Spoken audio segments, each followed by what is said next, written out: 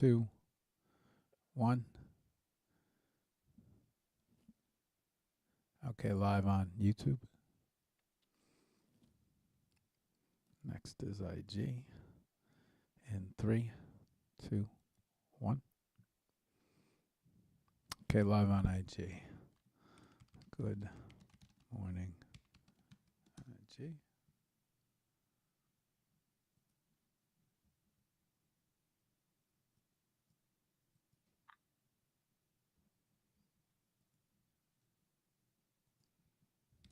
Good morning, YouTube. Okay, last but not least, create broadcast.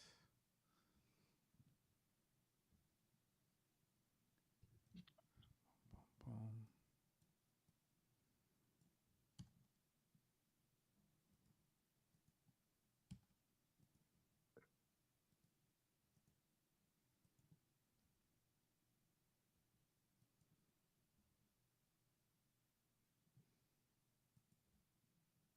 Okay, 3, 2, 1.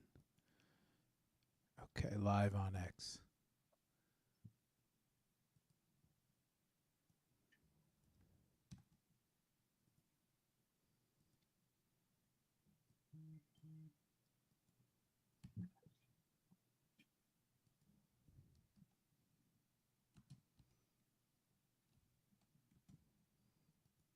Okay, top post on X.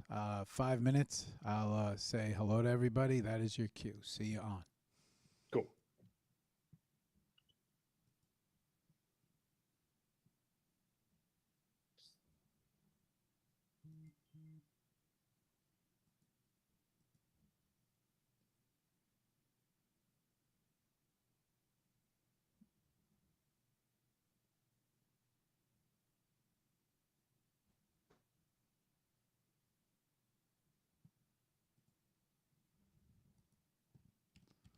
Good morning, X.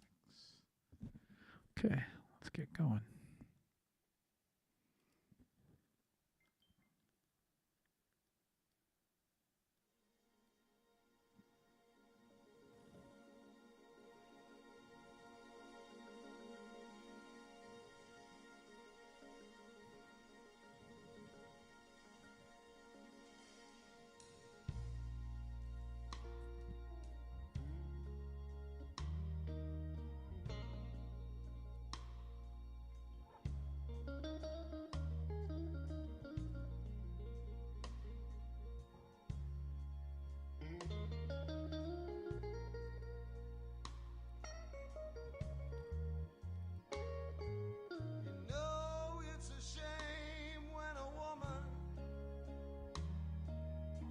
All the time alone. When I am perfectly willing to give her everything she needs.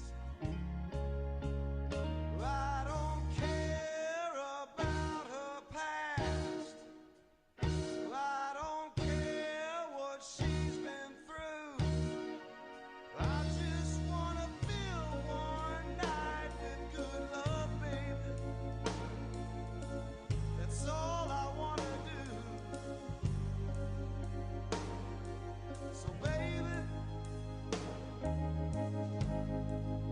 if you got that feeling, I wanna give you that midnight healing. You know what I'm talking about, yeah.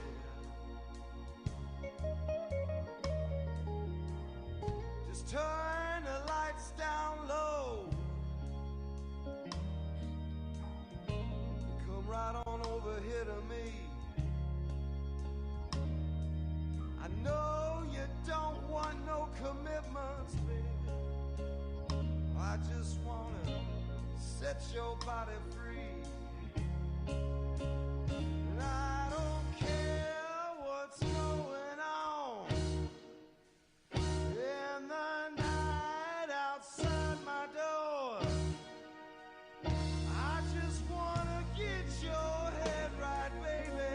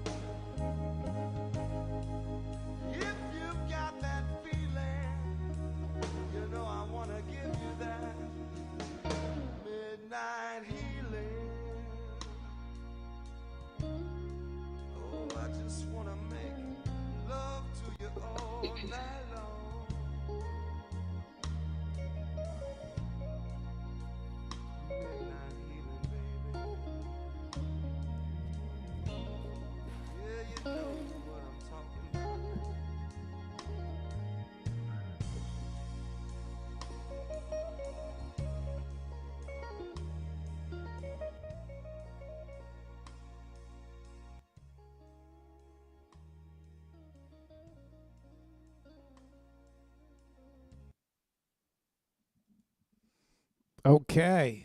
What's up, everybody? Welcome to the show. Give me a second while I get audio check going. Let me make sure all my cameras in the right place. Let me make sure everyone could hear me. Good morning. Good morning. I see all you guys. I thank all you guys for the messages. I see them all coming in.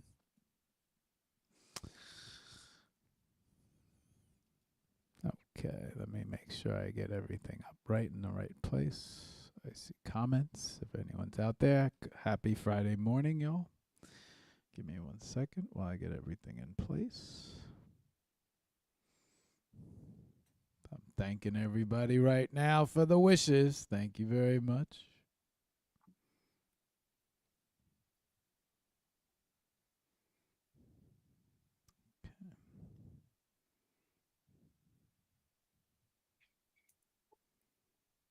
There we go.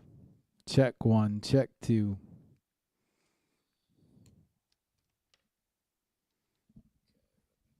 Okay, audio's good.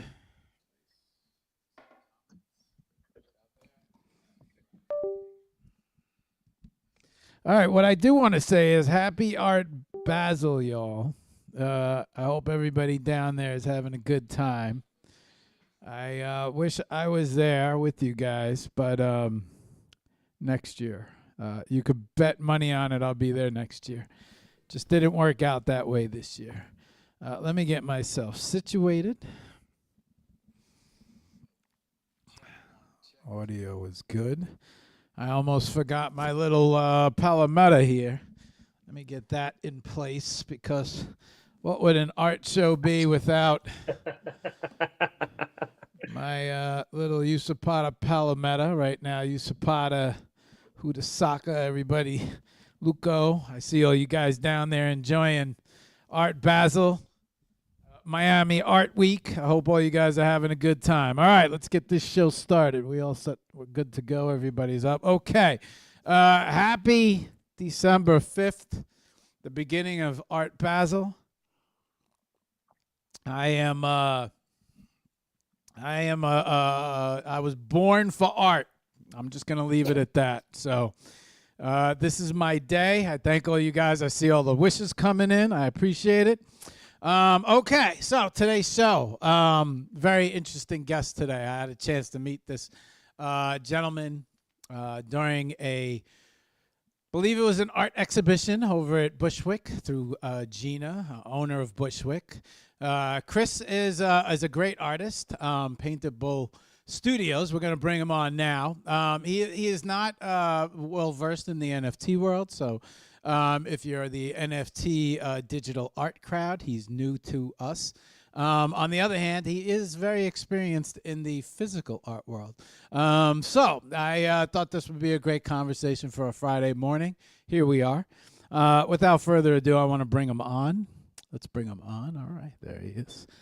All right, give me 1 second, Chris. Hang on. Yep. Let me get you up on IG as well. Full art. Where are you? There we go. Okay. We're set on IG. We're set everywhere. All right, we're good. All right. Chris, what's up, man? Say hello to everybody. How's it going, everybody? Happy holidays. It's good to be here. It's first time, and honestly been looking forward to this since we tried to book this thing like a month ago now. But all right. Well, glad we're finally here. Yeah. Welcome to HOP, the Hour of Power. We always, you never know what type of guest is going to come on the Hour of Power, but normally I try to gear it towards artists, anything that has to do within the world of art. It seems that the topics of art always make my heart sing. I love art. I love to support artists. So, Chris, the way there's no real format here. I know you have prepared, but we generally start the show with one question, the general question, and then we kind of let the conversation take its course. But why don't you take a couple minutes, introduce yourself to everyone, talk a little bit about who you are, your background, your art. Yeah, why don't you take it from there? Go ahead, man.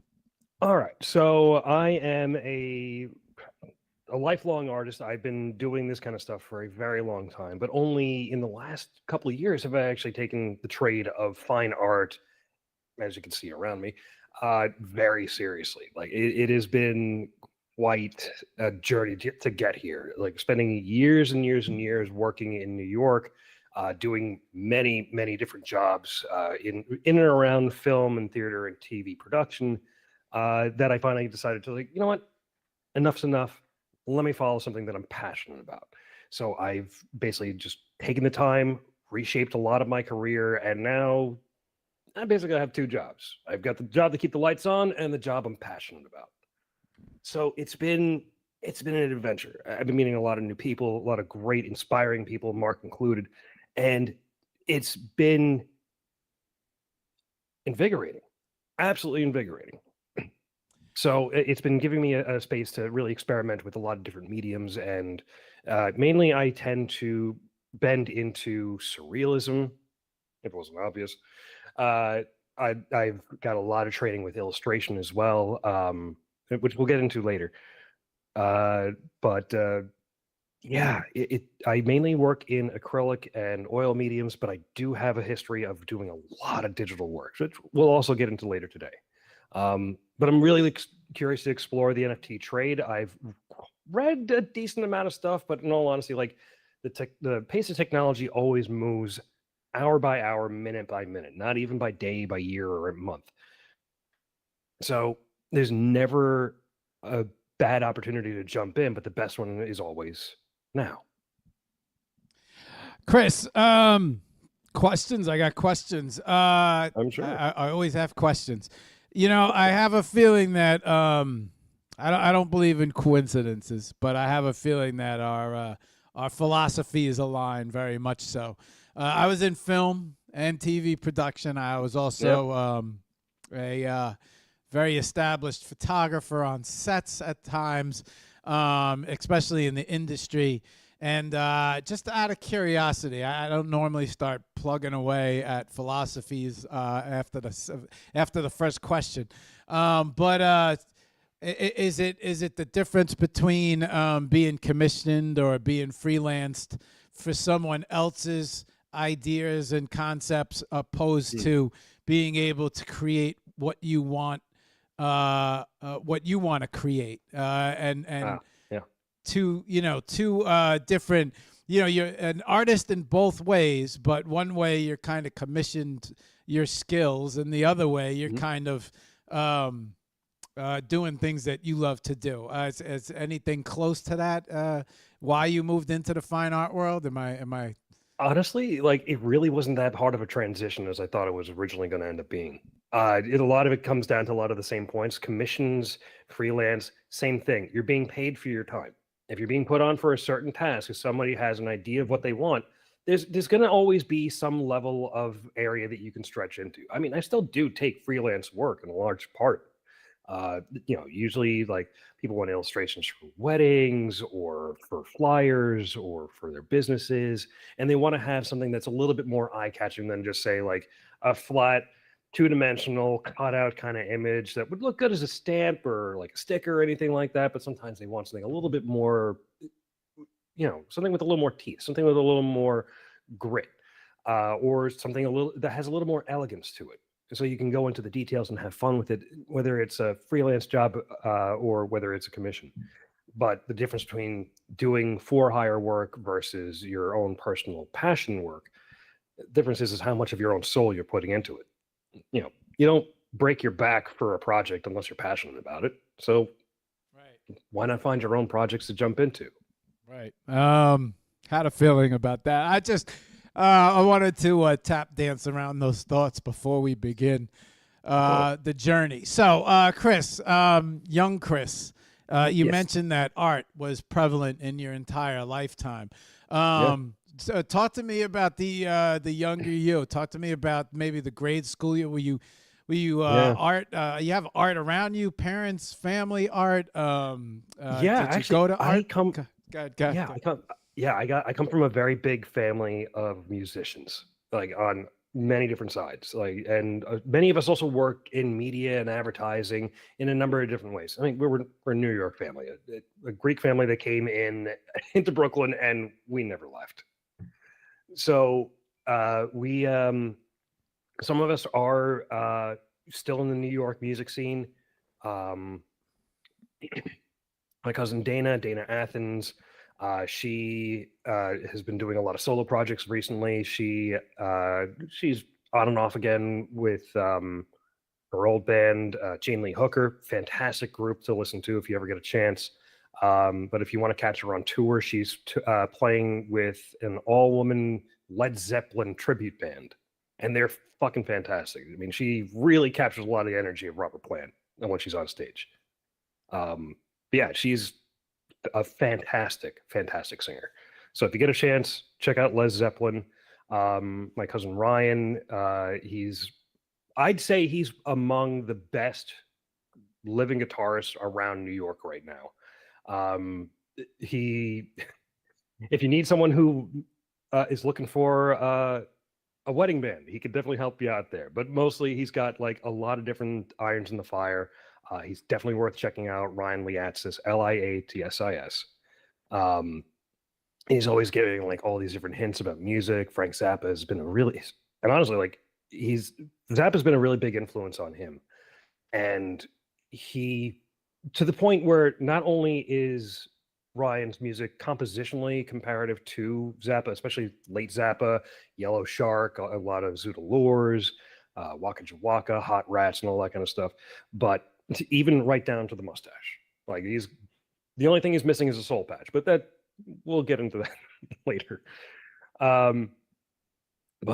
Yeah, like those are just two of my cousins. I have a lot of other people who are in the art scene, in theater, who are actors and all that. And I'm like one of the few visual artists among this cacophony of all these other directors and singers and instrumentalists. So for me, going into physical art, it took no less level of deep soul-wrenching expression.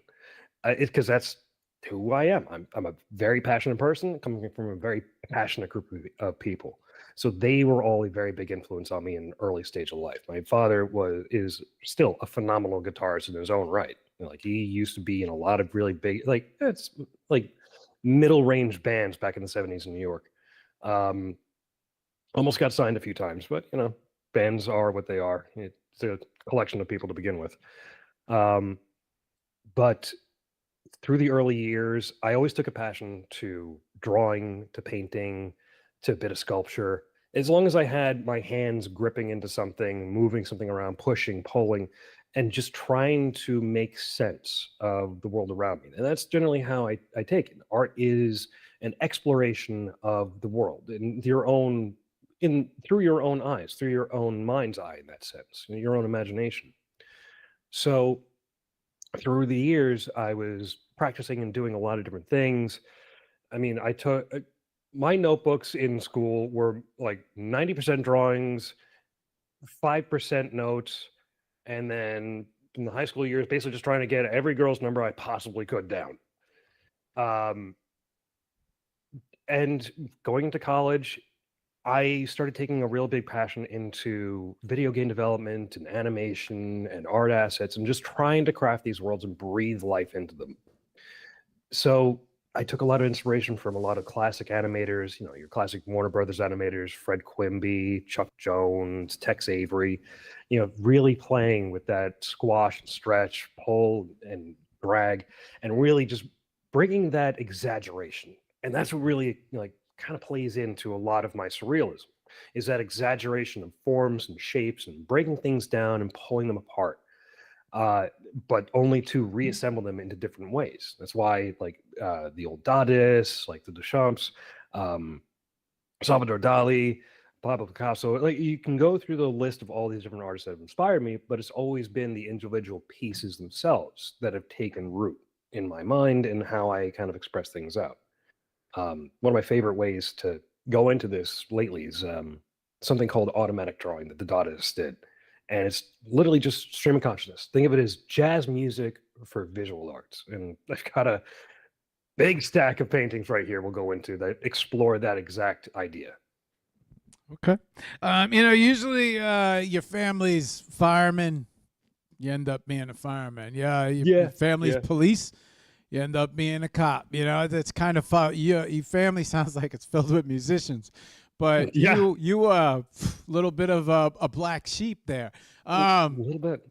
How so throughout high school, college, was it always painting and drawing and sculpting, or is it any? It took on a lot of different realms. Like I started really getting into the digital spaces because this was back around like 2000, 2001, and the digital space was just in its infancy. Like the internet was starting to catch on. People were trading and searching things around. And then you get a whole bunch of art nerds and tech nerds into the room who know how to work a computer, who know what the early internet is like. We're traipsing around internet forums, searching for many different things. We're talking And about where the days of AOL and Yahoo. Yup, Yeah, yup. Way back to like the Netscape, CompuServe, like dial up. You just brought me AOL Instant Messenger. Brought me right back to AOL. college. Yeah. Yeah. Oh man, yeah. But that was basically what it was back then. This IRC chats, MSN, AOL Instant Messenger, and just trading like art and images and concepts back and forth with a lot of my classmates. And then we get together in the studio a few times a week, and then that's it. We just go ham. And so and I was very fortunate to get into a good arts program at SUNY Oneonta, and they had really, if you wanted to spend the time, you could learn any level of craft, whether it was metalworking, whether it was stone or clay or plaster sculpting, casting, just in the sculpture ends alone. But they had phenomenal art classes, drawing classes, and really, really knowledgeable people. And it was and state schools are what they are. Like they put you more into, oh no, you got to go through like 90% of your time, like, to use that portion alone. But yeah, most of the time you're going to be spending on general education. You got to learn a little bit about the world. Don't worry about the things you're actually going to be doing after you leave college. Just worry about the things you have to do because we got bills to pay too. But yeah, no, like they were just getting started with the computer art program, and I just gripped right into that and just charged ahead. And that's when I really found like a really big passion for animation, both 3D animation in digital spaces and trying to transpose 2D animation into those spaces as well. So I was working with a lot of the professors and a lot of my other classmates to try and get 2D animation to take a little bit more hold and just have that as a digital animation program. But you sow seeds wherever you walk, and when you go back to where you walked before, you'll find out some of the things you threw around actually did take root. But that's always a surprise whenever it comes to just getting out in the world. What 3D program? Mainly, well, this is back in the day. It was Autodesk's 3ds Max. That was the one I mainly worked in. I was gonna ask you if it was 3D Studio Max. Yeah. I mean, I was the PC nerd in a Mac lab. Yeah. So I was always trying to transition between both worlds. I was building PCs when they said I couldn't make an Avid editing system in college. Yeah. I was building PCs with the Chinese over in New Jersey. And I'm like, I need a bigger hard drive. They're like, 700 meg, big hard drive. It costs you $1,300. I'm like, give me 4 of them. So it's like, we're gonna make an editing machine. I was ripping things apart. I was a huge PC nerd too. Yeah. Just like stacks and stacks of bays. So many of these motherfuckers. I've got like a stack of my own. Then just redoing archives right now for all of my old stuff and trying to pull some old stuff back out from the depths of the cold storage that I have down in the basement. It's interesting how personalities are so similar. I was just listening to your description, and you describe yourself and everything, and I'm like, I have a feeling like we have a lot in common. Where were we? Oh yeah, I didn't mean to interrupt you, man. No. Yeah, I was just hitting close to home, especially with the PC. I was ripping PCs apart, putting PCs back together. I felt like Mac was such a communist, like, you got to use this video card. This is the only thing you could use. You got to get it from Mac. You could never tweak. You could never push. You could never overclock. you could never, Nope. you know, there was just so many things you could do with a PC. Yeah. Okay. Film and right, where were we? Video We were game. talking 3D like animation Yeah, software yeah, and go ahead, 3D modeling and all man. that. So it was like so the lab was mainly using Alias Software's Maya, and Alias was eventually bought by Autodesk. So Maya. now that's under giant umbrella. But yeah, it was like I was trying a lot of different things: Rhino, Soft Image, what was it? Cinema 4D, which Maxon eventually got bought out by Adobe, and now they're just kind of like two big fucking houses that are charging me $1,000 a year for software I don't really use as much as I used to. Are you an but After Effects fan?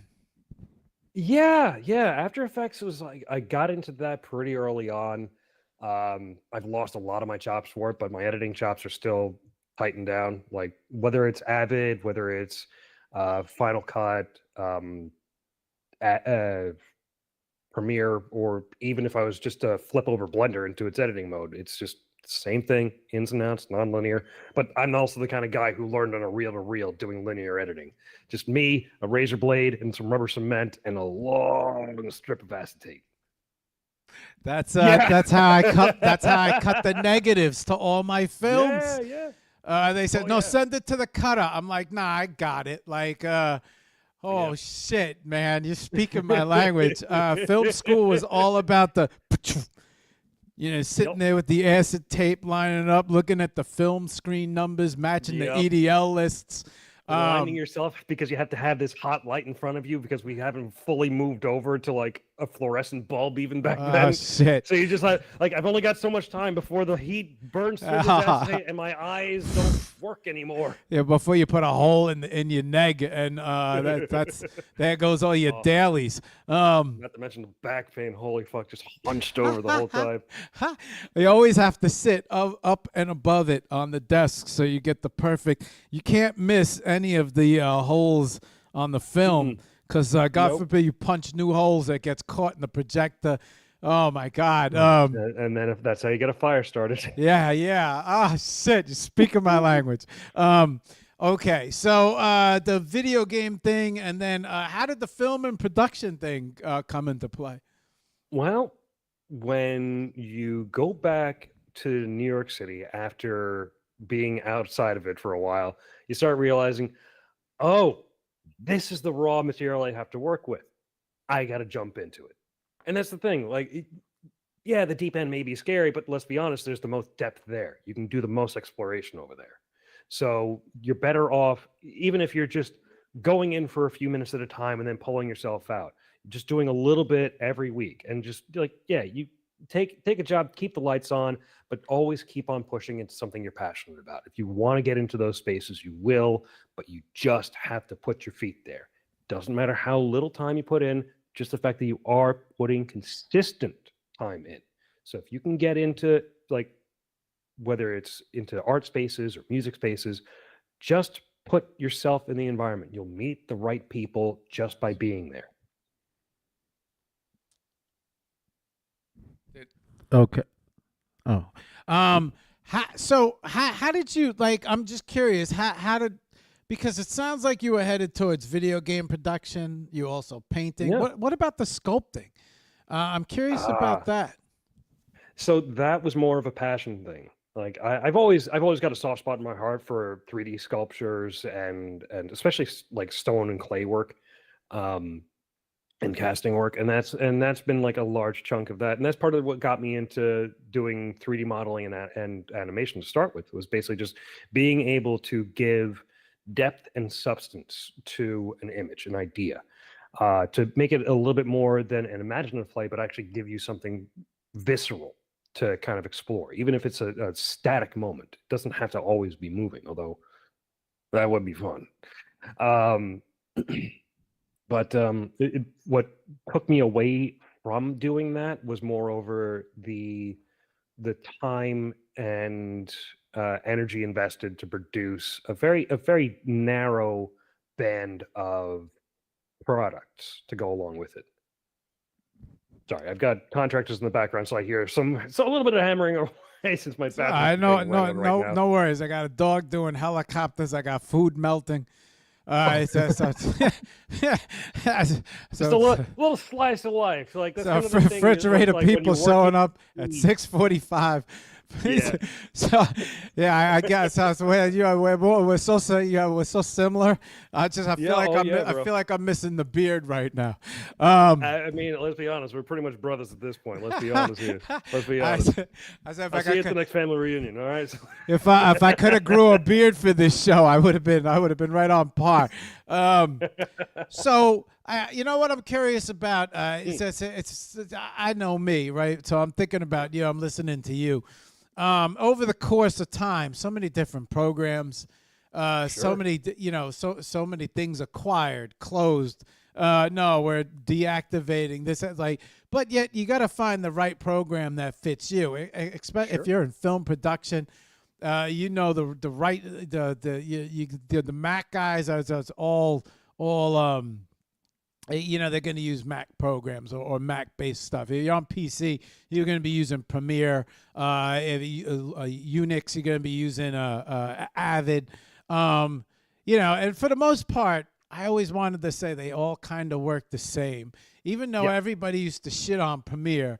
And I used to be like, Premiere's a fucking great program. Like, I don't know where you guys. Yeah, I don't know where you guys are getting this from. Like, it'll never be Avid. I'm like, I have no idea. I don't have no idea what you guys are talking about. Like, the shit is right on Avid's ass right now, and it's gonna eventually implement, all of Avid's, little protocols there.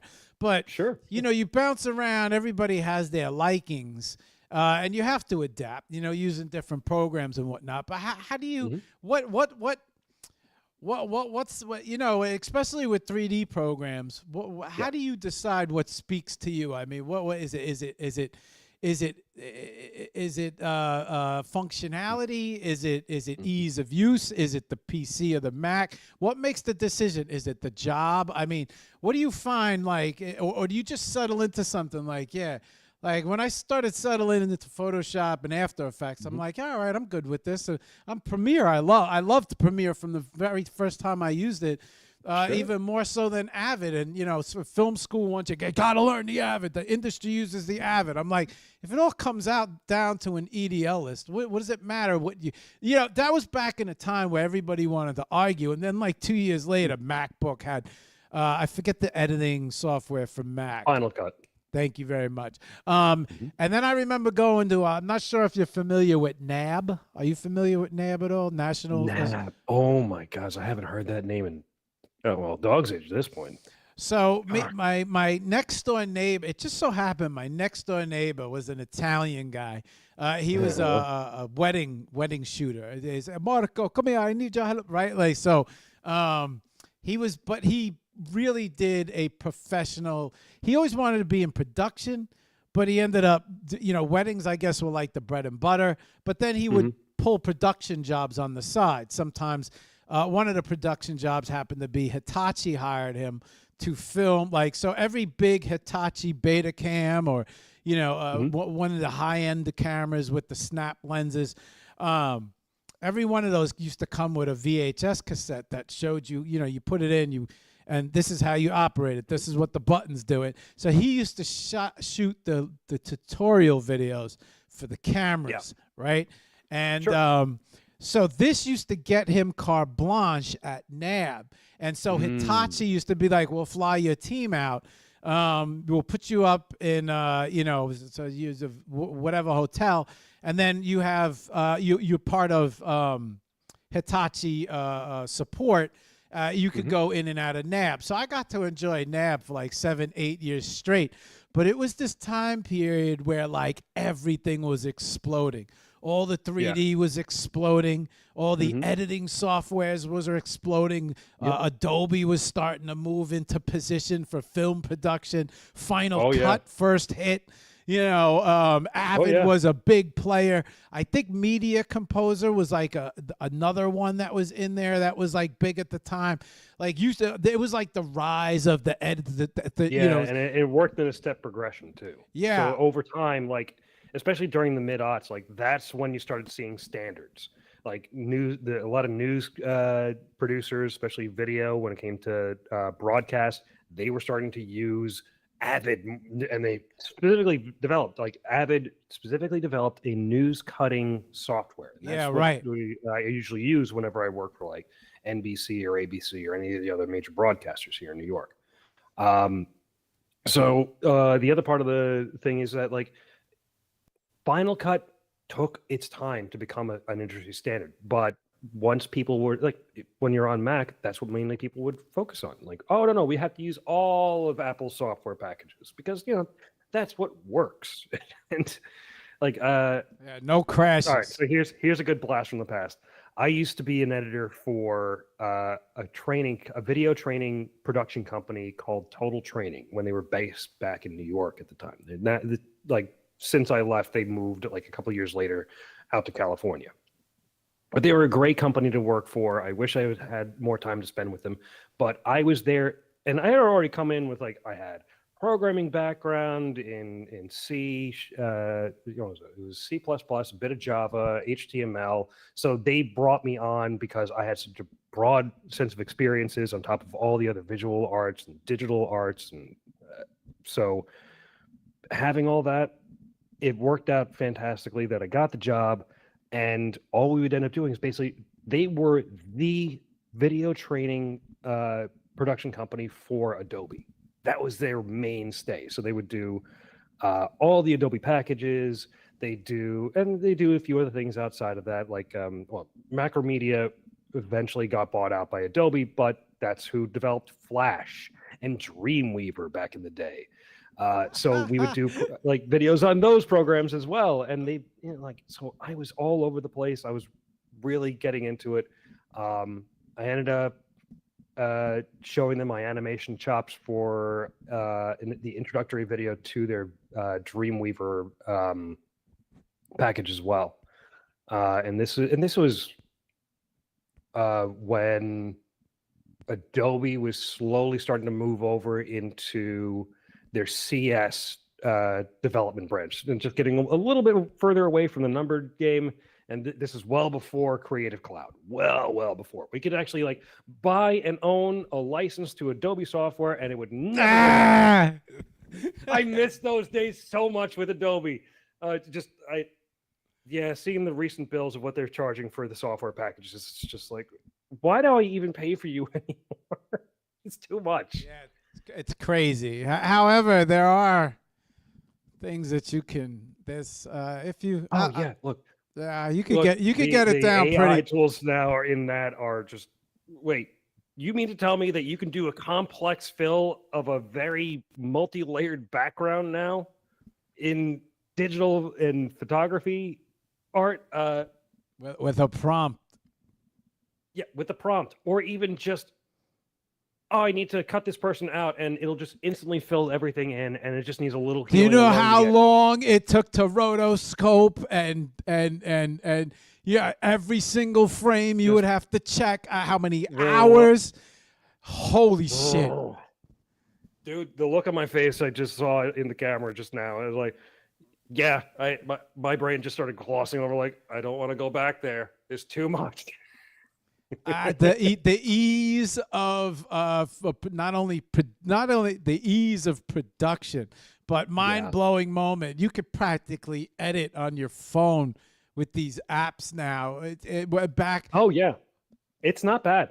But that's the thing. Like phones, like even 5 years ago, 6 years ago, were more powerful than what I was using in college. Whether it was in the lab or in my own, because any of my custom built stuff, like fucking giant dual socket, like I've had like 8 bays of hard drives, and like 40 gigs a piece, and I've got because it's dual socket, I had 8 bars of RAM going through the whole thing. So it's like I can do all my editing, all my 3D rendering. Just set that overnight. I can get 5 minutes of straight, high quality renders done. Shit. Just like go to bed, super wake up, micro, like 3 hours later, and dual just take chips over to class. Oh shit, man! Yeah, it's a super. I talk about memory lane right now. It's a fucking super micro. Well, I don't know if it had quad chips on it. I can't remember what the hell. Yeah, I but said, do you remember how big the fucking board was? what the It's fuck? I enormous. had to have a full ATX sitting next to me. The thing was this big, and I'm like, yes. Oh, yeah. And Meanwhile, it sounded like there was a jet engine in your room the oh entire time. shit, the heat that used to come off that thing. That's how It was great during the winters. The summers sucked. Oh my God! It's just sitting next to it. The whole corner editing system felt like I was sitting in fucking Africa. In the States, it was just as hot in here.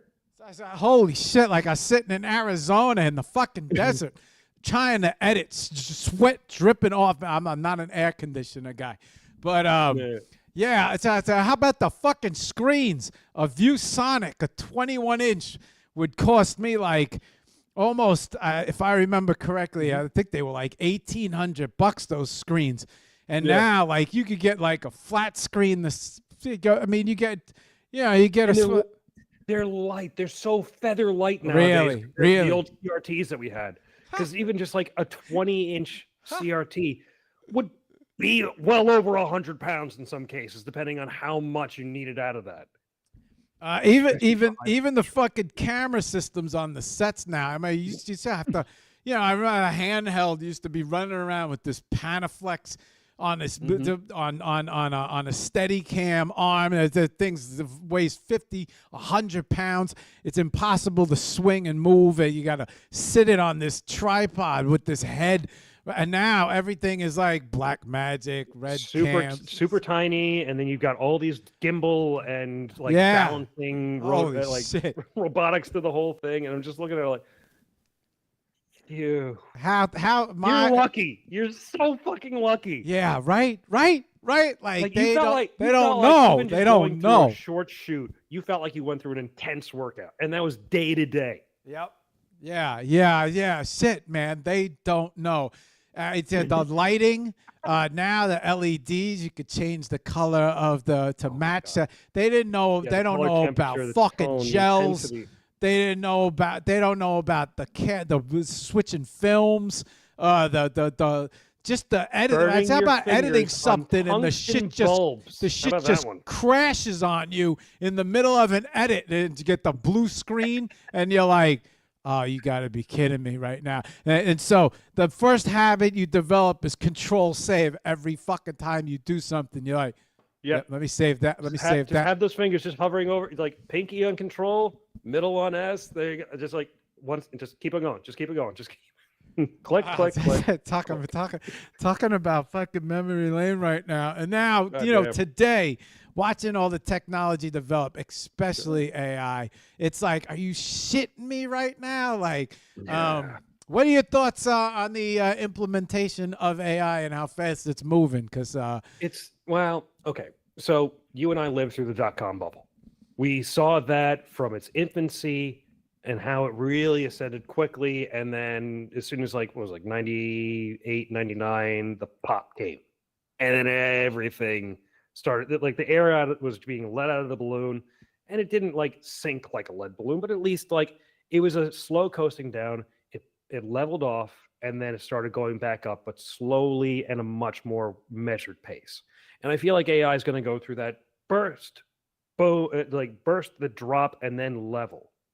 Because one of the things is that I use ChatGPT on a regular basis. I play around with Grok on occasion. Grok's great for research. ChatGPT, it's good for concepting. It's good for organizing. It's good for letter writing. Outside of that, touch and go.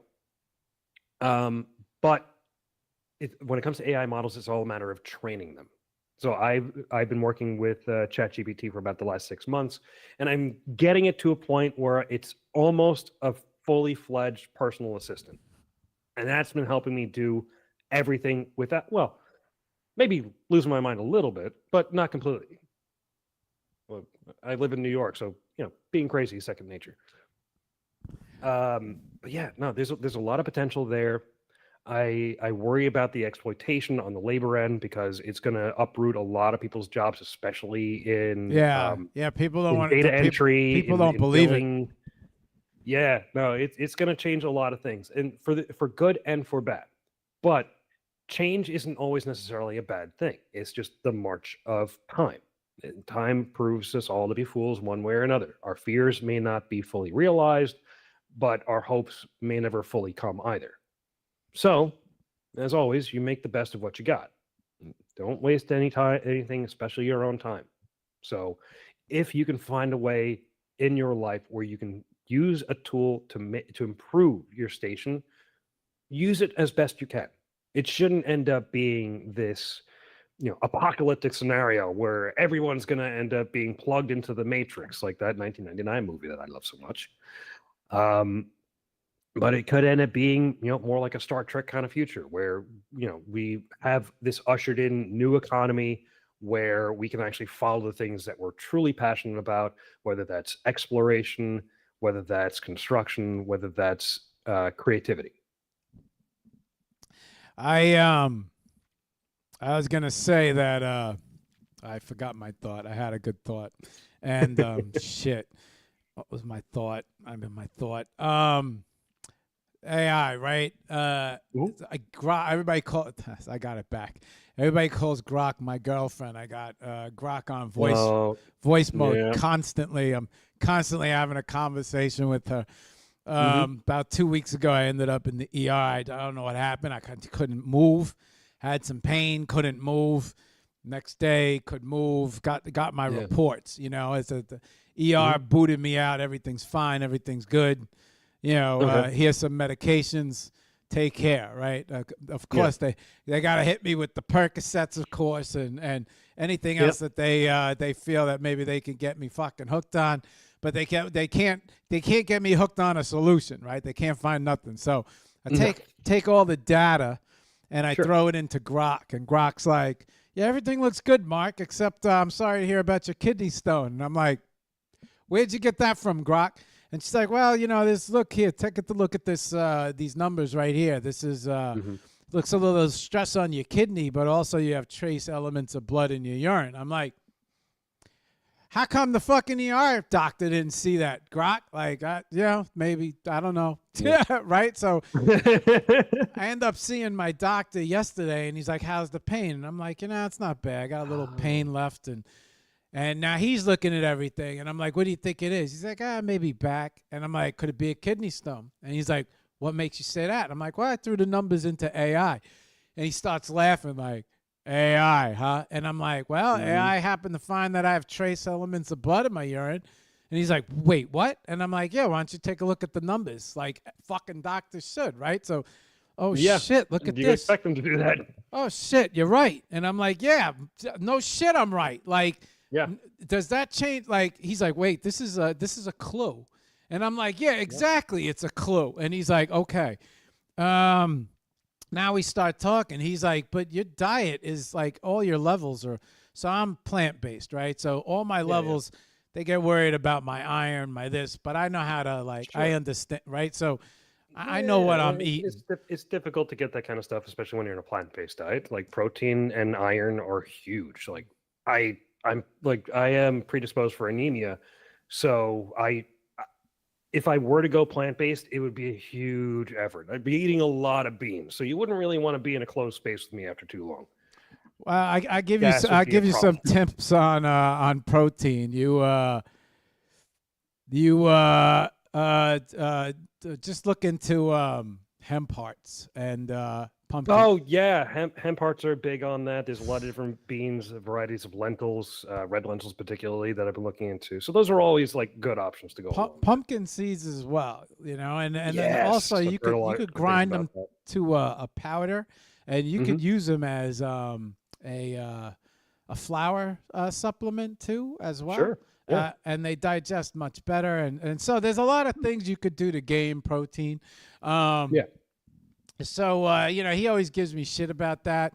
But he's like, I'm looking at your levels. Everything's great. I'm like, exactly. So he's like, where could this form from? And I'm like, well, I happen to take some supplements. He's like, what do you take? I'm like, I take vitamin C. He's like, how much you take? I'm like, about 3,000 milligrams a day. He's like, what the there it is. He's like, that can form and cause calcify. And he's like, holy shit, you might have sand like kidney stones, right? Mhm. He's like, all right, let's Yeah. do another urine. But okay, so my point is like now all of a sudden with AI, if you can implement it, like you said, somehow, I think the smart people are implementing the tool into their life, and it's making things easier. Oh yeah. Especially in business, if you have AI assistants and things of that nature, it can literally run your business for you. Now you get online, there's a lot of AI quick response, like, what can I help you? Let me get you here, go here, link here. But not only that, you see it assisting a lot in the art world as well. Now you could come up with a stock-free image, really Sure. fast. It's something that's not copyrighted. You could implement it into your art somehow. You don't have to worry about being sued. You're not copying anybody. Right. So an excellent tool, and like you said, an excellent source of information. People are programming with it left and right. It is Oh, yeah. certainly simplifying things. And then, like you said, the implementation of it into the Adobe suite. Yeah, so you could fear it, or you could make it your friend. You could become friends with it and help you. Let's talk about the. Let me see what time it is. 50 minutes already. Look at that, pretty Yeah, fast. look at that. Time's flying by, man. I told 2 hour show. People don't understand how fast it goes, especially in good conversation. Yes, absolutely. And the great thing is, and I've been working in broadcast for a long time, so you know how that is. Like every 10 minutes, you got to have a break of some kind.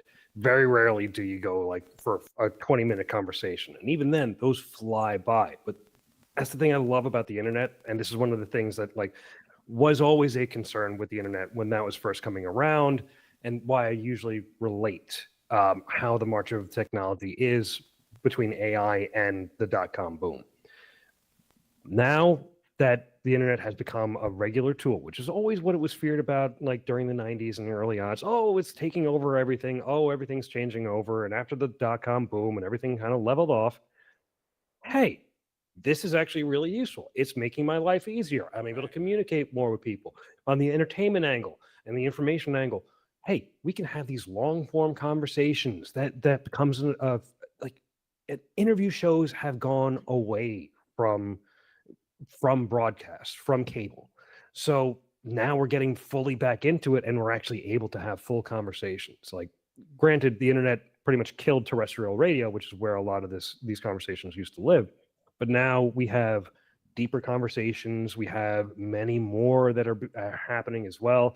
And I mean, let's be honest, we've all seen podcasts that have gone for 3, 4, 5, even 10 hours. Say nothing about what some gaming streamers do, like for marathons. Holy fuck! I don't know how they do that. I don't know how they do that. I get restless after an hour. You're also seeing the rise of the streamer, where the streamer is now competing with the real celebrities, the athletes. Yeah. So streamers have now become, and it's all based on form of entertainment. If you could entertain as a streamer, you could put together a big crowd. You could really, I mean, I'm a big fan of iShow's Speed. I always pay attention. Oh yeah, no, he's really good. He's awesome. He's awesome. And I always said to and everybody knows, because I say it to everybody, I'm like, man, if I could develop an iShow art type stream the way I show. I'd love to go into galleries, visit people's exhibitions, go into people's studios and just absolutely. I think it would be like fucking artists everywhere would love it. You know what I mean? To go all around the world, talk to all different artists. Because I do believe that between the implementation of social media, Instagram, streaming, and seeing how well now, even on TikTok, people just streaming while they're doing their art. And now look at the app. Oh shit! It's just left my head. Shit! What's the name of the app? Whatnot.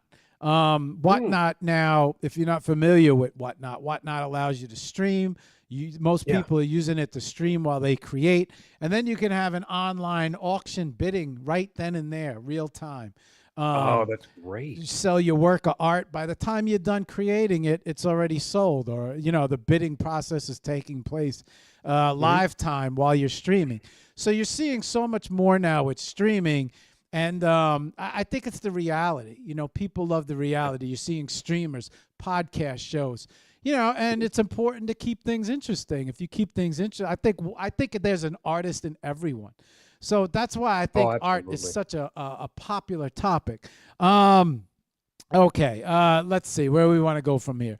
Um, Before we head over to the computer and start bringing up some links, I know you got some links. We got the IG, and you got some stuff you want to show also physically.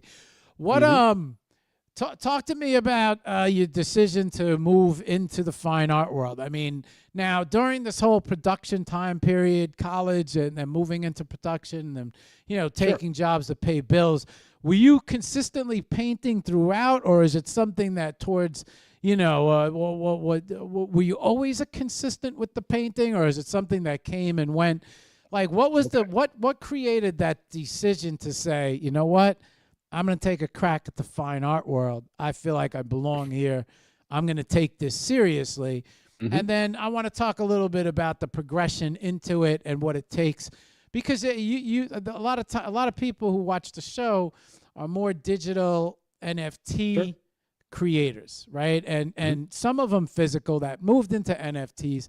But you haven't really taken part in NFTs or digital art or digital collectibles.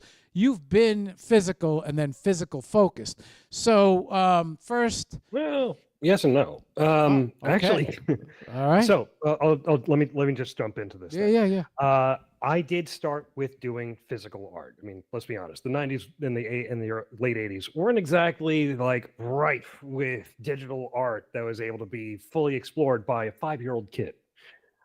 So what it was just pencil and paper for decades and decades, for most of the time. So I always had like an active sketchbook. I always had doodles in the margins of my notebooks. Like I said before, like most of my notebooks in school, whether it was college or grade school, it was mostly just drawings, doodles, ideas, different concepts, like doing creature studies and life studies, and trying to like piece together some really, really wild ideas.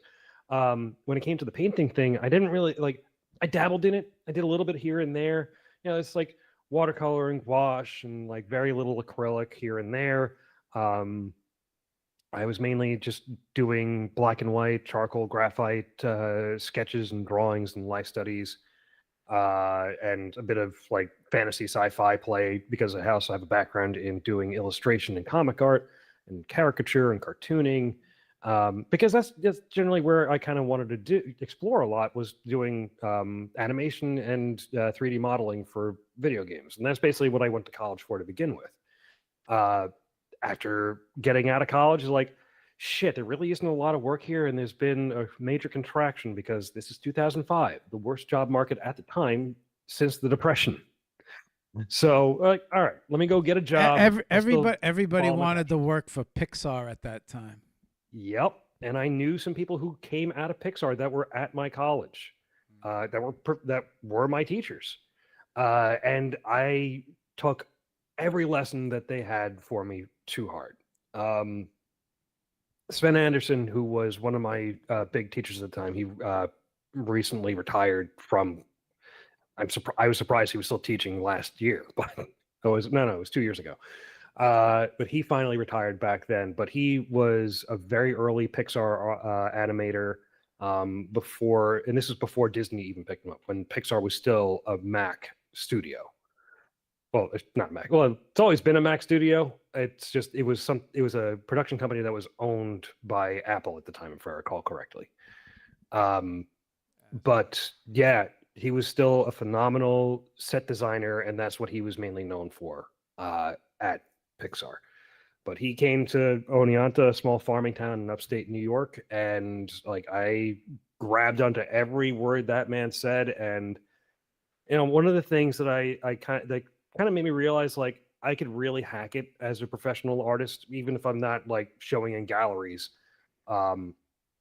was that it's something they told me, like, look, you've got a lot of talent, you've got a lot of grit, and you've got a lot of discipline. You're going to be fine. And it's like, and then 20 years later, now that I'm finally getting into doing fine art, it feels almost second nature now because I'm taking all that life's experience through filmmaking, through production, through set design, through illustrations, through cartooning and animation, and I've got stacks and stacks of books. It's slightly obscured by these paintings that are all related to animation and art study and art history. So you kind of take inspiration from as many different deep-rooted experiences as you possibly can, whether that's through other artists or just through other expressions. One book I will say that had changed, well, okay, there's two books that really changed my perspective on art and developing the figure and how they move and exist. The first one was a book that my uncle got me called that was written by Brigman, Bridgman. It's one of his figure drawing study books and his study on hands, and he simply laid out very detailed, very gestural, simple strokes of just you build the form, you follow the motion, and you can make and you get people to interact with each other just by light touches, but it's all a matter of movement through and having that movement being captured in the still image. So it still feels like it's flowing through the scene. The other one is by the animation director of Who Framed Roger Rabbit, a man by the name of Richard Williams.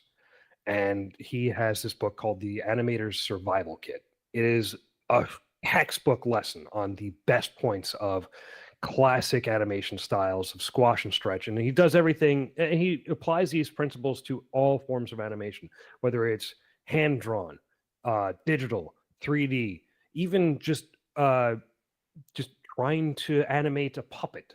It's all a matter of just exaggeration and just basically just bringing this piece of life, this joie de vivre, into everything that lives, whether it has a heartbeat or whether it's just a pile of sticks.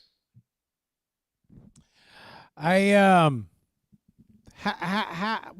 was the deciding factor that pointed you in the direction of you know what, I'm gonna give the whole fine art thing a crack? And did you know what you were going in with? Like, did you know, like, I was gonna do painting, or I'm gonna feel my way around, I'm gonna test the sculpting, I'm gonna test, or did you have in mind already? Were you formulating? Were you manifesting? Or was it something like once you got in, or once you decided to go in that direction, you took a look around and you were like, let me try this, let me try that. And then from your opinion, what is it, what does an artist have to do? What are the right steps, especially to create exhibitions for yourself? It's not easy to get through the door. No. It's So, very difficult too. So here, let me pick it up from there. So one of the things that really got me into taking fine art and gallery exhibitions seriously was that it was something about just, I don't want my art to live on just my walls and the walls of my friends and family. I want more people to experience these things, these complex ideas I'm trying to get out. Because I've always wanted to just be known for my art, and I wanted my art to be known themselves, because each of these pieces have their own personalities. And they're always honestly, like, one of the things that I've always loved about art is that how much it serves as a mirror for ourselves in many ways. That just a regular piece of glass can show our reflection, and a piece of art reflects our minds back on us. Though the art does not change, just as the mirror doesn't change shape that you have that you see in the bathroom every morning. You change constantly on the inside. So at least art has a way of having you reflect on those previous ideas you had before.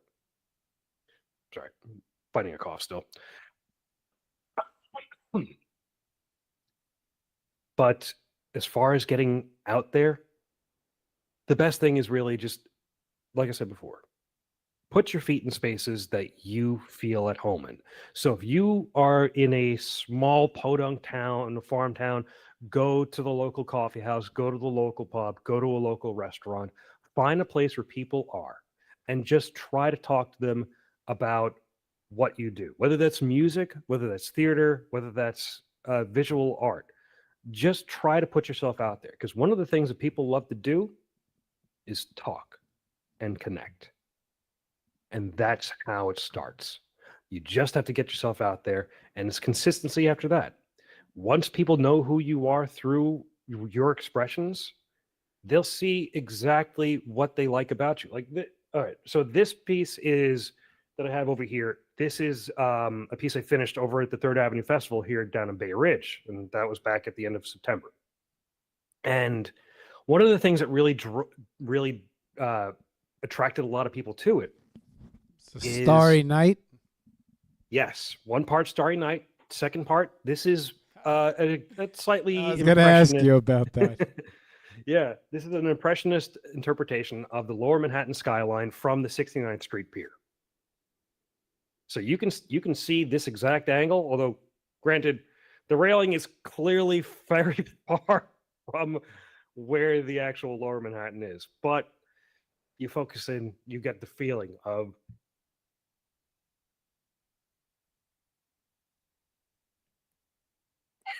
pardon. You get the feeling of, all the city lights, especially at night. It's gorgeous down there. Seeing World Trade One rising above everything else. And you see, like over here, you'll see a bit of like the shape of the Staten Island Ferry. You'll see a few of the other buildings down here in Battery Park. Like and you've got a little bit of Newark that's over here. That's over here. But yeah, a lot of it is, it's just, I'm sorry, that's part of Jersey City, but it's just one of those things that people were really attracted to. And honestly, like, that is in essence what people are connecting to. They're connecting to familiarity, they're connecting to beauty, they're connecting to kind of a synchronicity, things that kind of match up in how their lives are being conducted. And that's something that I've always wanted to touch on in art, that whether that was, me doing freelancing or commissions to start with early in my career. I still do that, but that's what art is for. It's a lot, and creativity, moreover, is allowing you to connect to another person in a deeper level than just sharing a conversation, which has an art of its own. But that's something that I'm really glad that we're starting to rediscover now in the modern age. I got questions about a lot, but I'm going to wait till I get over to the computer to start asking them, because I think you are a phenomenal when it comes to character design, especially with the all the comment. You did a phenomenal job on those, but we're going to talk about it as we show everyone. Sure. I want to just let's finish on this thought, and then I'm going to head over and we're going to continue the conversation while we'll change up the screen. We'll show everybody what you got going on. But you have to be, if you're an artist, you have to be excited about today more than you ever could be, because, and correct me if I'm wrong, but galleries are nice. Don't get me wrong. Galleries are nice. Gallery sales are nice. Everybody wants to say, hey, look at me, I'm in a gallery, right? But I would argue right now that there's probably artists out there making more than gallery artists, especially even maybe the bigger ones, because now today you have the ability to go online, make whips, work in progress videos, take advantage of social media. You got IG, TikTok, whatnot, shorts, reels, it's X. You have all of this ability to enter a digital space with your art, you can monetize all of that web traffic. But not only monetize it, you could find your own collector base. You could also monetize through, Patreon, right? You could, there's lots of different ways to monetize and allow people to help you support you. Aside from that, you could also make personal sales. Personal collectors will come from online if they like what they see, if they like what you're doing. You don't necessarily, on Monday night we had Kevin from Light Print, who he specializes in printing works of art for sale of print sales. The duplication of the art on paper for print sales, or printing photographs, things of that nature. He mentioned that, he's been in this for 30 years and he sees a lot of galleries closing because they're having hard times making sales. I don't necessarily think the sales have gone down. I think the sales have exploded online, where you can now connect directly to the artist. You can cut out the middleman. You don't need to speak to anybody anymore. You can deal with it, and the artist can make his own sales. Artist, and it wouldn't surprise me if there's $100,000, $200,000, $300,000, $400,000 sales taking place, especially with the larger artists, with the larger paintings, especially if they have a high value of themselves. You don't necessarily need the gallery and the gallery's collectors anymore. With the use of online, now you're seeing online auctions explode with whatnot. You see people all the time on IG auctioning my art on the thread, drop what price, and they just run auctions off their threads. So there's a lot of different ways now where artists can monetize and capitalize, opposed from just, I got to get into a gallery, that's the only way I can sell. I don't know. Is that something that you would agree with, disagree with? What do you think about that? Oh, no, I would entirely agree with entirely. Like, it's moreover, like, there are more avenues in order to go down for selling art. Merchandising, where the real money of the movie is made. Right, So, right. Honestly, I'm so looking forward to the Spaceballs 2. They just finished. I'm so excited for that. So, segue aside. The fact is like drop shipping has been fantastic for the art world. Like, if you take a look, Michael O'Malley, he's like the king of that shit right now. He's always got like a new piece, especially now he's in his frog era. He's got a new piece out almost every week. It feels like there's always some new print, some new tee, some new thing that he's got around. He's just shaking around. He's a marketer. Yeah, boy, I gotta get on that fucking thing myself. Although, some of my artwork may be a little too complex for a t-shirt design, because the way I would want it, especially if I take a look at this heart painting over here, like, you kind of want that over the whole shirt. You don't want any borders. You want that whole thing wrapped on you. I was gonna say, you're so good at the cartoon characters. You could probably create a whole line. That the shirt, I feel like I could see that like on a black, hoodie with just fading into the black.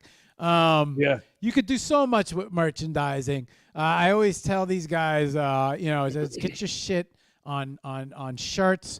You never know who's going to purchase it. For all you know, there might be a stylist that buys it for an artist that's got to go up on stage. They always looking for something different. Always. Your artwork up on stage in front of 1 million people, and the next thing you know. Yeah. You know what I always said? You have a piece of art. You're trying to sell it for $100,000. Yeah. Because that's what you believe it's worth. You take that piece of art, you put it on a shirt, or maybe yoga pants or whatever. And let's say somebody buys it, or influencer buys it, or puts it up, hangs it up, talks about it, and another 1 million people see it. Now Wears all it of a on sudden, stream, anything like that. Yeah. you make a shitload of sales, right? Maybe you make $1 million worth of sales. Technically, the art still garnered the $1 million sale. It just did it in a different way. You didn't necessarily sell the print for 100,000, but you made $1 million off of merchandise. You gonna say no to that? That's the thing. You got to make money one way or another, and you end up becoming like this super popular designer in a different sense. And that's just the Right. essence of design. It's moreover just trying to create an image or use imagery to drive a point, drive a sale, drive interest. And there are specific, like there are psychological tricks that go into it as far as how you design things. And I've had to do a lot of self-analysis over the years, so like I've read up on a lot of different of the major three families of, uh, you know, of thought: Adlerian, Jungian, and Freudian, and they all have a lot of their own respects on that. I'm big on Jung because he ties a lot of mythology into it, and I use a lot of mythology in a lot of my artworks to go with. Like this one down here. It's one of my older paintings. I finished that in 24. Actually, it's one of the first paintings I had premiering over at Bushwick Gallery, and this one is based off of the Sisters of Fate from Greek myth. These are the women who are weaving the threads of destiny. Their symbol was always the spider, which is why there's this complex web of line and form that's happening between them. They're all perched on it, holding on to it, and basically kind of shaping it while still kind of seeing out into the world and looking around. Some a little more inward, others outward. I'm gonna start heading over to the computer. Yeah. I want to start getting through some of your art. We're about an hour and 10 Yeah. in, and I don't want to waste much more time. I want to keep you talking and keep the No, of course, of the information flowing. Well, and I've got so much to show you guys here. I've got some new stuff that I haven't really shared around too much too, that I think you guys will really jump into, because the new stuff is part of a very long series, and we'll talk about that soon enough. Getting involved outside of talking to people and outside of having conversations with people, and I'm going to switch the cameras around here so you could see me a little better. There we go. Outside of chatting with people, getting out there in the public, meeting people, meeting the hand. You know what I always like to do? Good morning, guys. I see everybody out there. What's up, Vicky? What's up, Manny? What's up, Maury? So the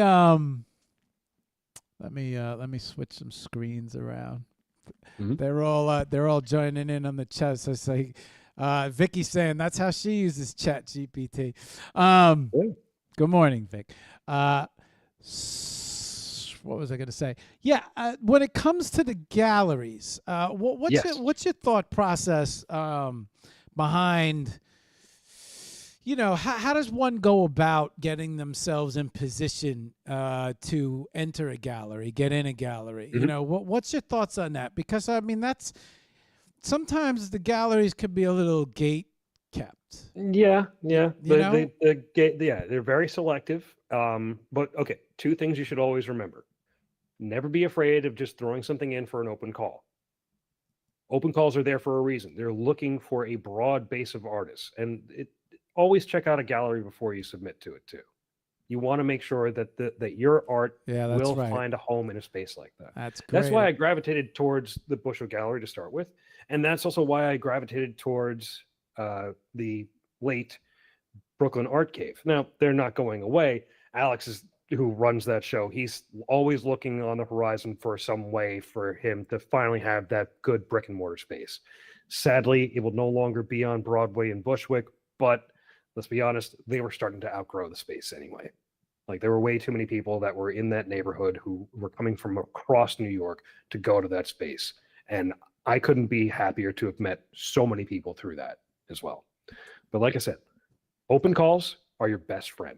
That's the first and foremost thing when you want to try and get into a gallery. That's how you're going to start meeting people. I mean, that's how I ended up meeting you, Mark, is basically through Bushwick. And I got in there from one of Bushwick's first shows, which was an open call itself.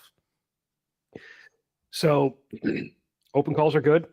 Conversations are also good. If you have a cafe nearby you that has art on the wall or has some blank space and they're looking to, and look, people are always looking to try and fill the space because nobody likes a blank wall. You got to have something filling things up. You have to have something filling the air. And if you find that you have something that you can offer a space, you put it in there. If there's a open call show for a piece of art that you have or something that you're passionate about, jump in there. If you're a theater actor, you got to go on auditions. You just got to fucking hit as many different ones as you can. It doesn't mean you're always going to get the part, but you're always going to try, and you're always going to meet different jurors and judges and all these people who are casting directors and the like. You may not be the perfect fit for that one show, but if you have a good rapport with them, if you start to build a relationship with those people, they will keep you in mind, and they will bring you in. You may be getting dragged kicking and screaming, but it doesn't always necessarily mean that it's a bad thing. Chris, I have we got links. We got a lot of links. Yes, I did give you quite a list of them, but they're all basically just related to a lot of the same stuff. You sent me a ton of links. So I have these links up on screen now with you. I'm gonna hang on. I also know that. Let me clean this up a little bit. Okay, so we got your website open. We have the Lucian Ron comic as well. Yep, we'll dive into that, a little bit of my illustration history. And then I'm going to just scroll down to the bottom of your gram as well, because usually what I like to do is I like to start at the beginning as we flick through and just chat. I like to move as fast as possible here, because it kind of gives a full thing. I think it gives a nice roundabout of who you are. But you're so right when you talk about, a rapport. If you're someone who's not quick to go out and make friends, introverts, right? Introverts, very, but I tend to find that, do you feel that you could build some of this as well online through social medias? What do you? Oh, absolutely. Absolutely. You can do this online. You can do this so you can do this right from your bed when you're waking up in the morning, you're going to sleep in the evening. Although just try to keep yourself away from doom scrolling, kids. I know it's so easy. Just flip. But that aside, the important thing is just reaching out. The simple act of just saying hello can actually be you can reach out to somebody and you may be the perfect fit for what they need or who they are or just meet the moment. That's always what life is about to begin with, is just whether or not you can meet the moment that's presenting itself to you or that you've presented yourself to it. So I know, if you are introverted, I'm a bit of a mix myself, and I like to keep myself kind of contained for a little bit, and then I burst out into the scene like a charging bull. What do you think I got the idea for Painted Bull? Anyway, so a lot of this really comes down to just, I know it's difficult at times, but just reaching out, because more importantly than anything else, you're doing something for yourself.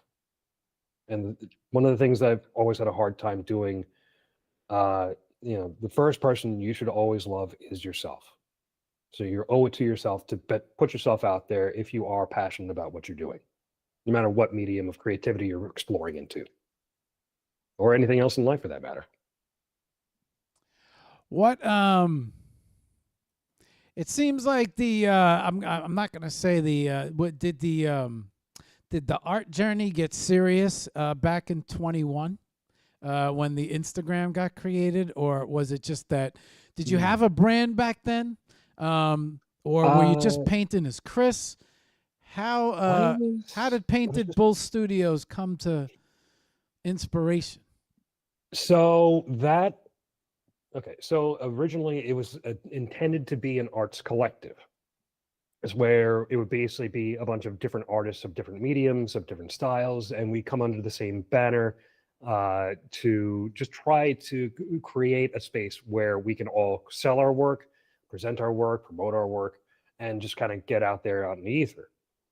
And as always, like when you're trying to create a collective, you want to try and keep things as not piecemeal, but at least peaceful. And the problem is that when you're starting a business, it's going to be piecemeal to begin with because you're running usually on a very tight budget, because you never really know what you're going to be facing down the road.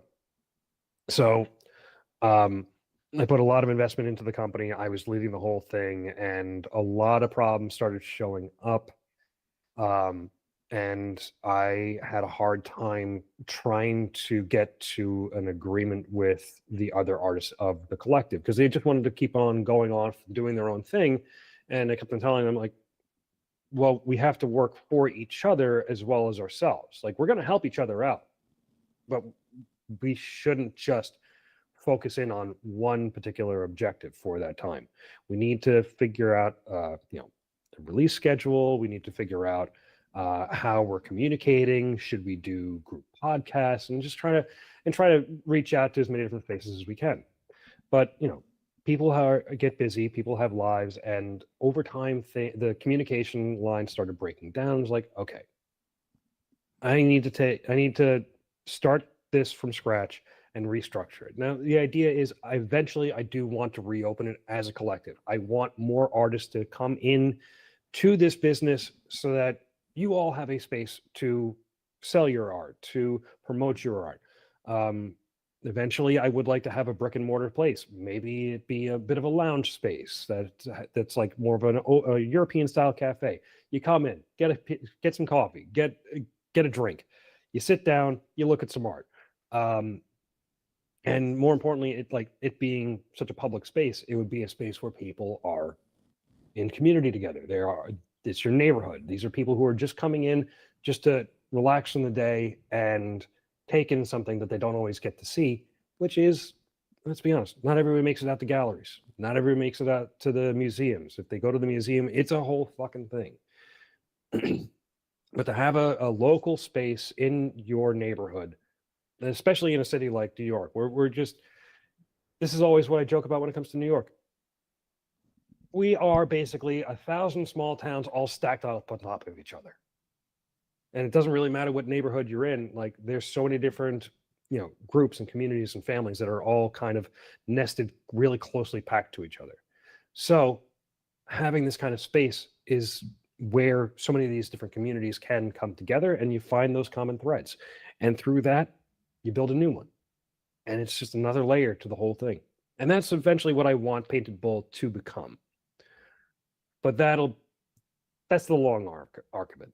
When it comes to the art stuff, when it comes to Painted Bull, like, a lot of it is just driven by passion and just straight drive and discipline, which has not been easy. But when it's something you really do care a lot about, you want to see it do the best thing it possibly can.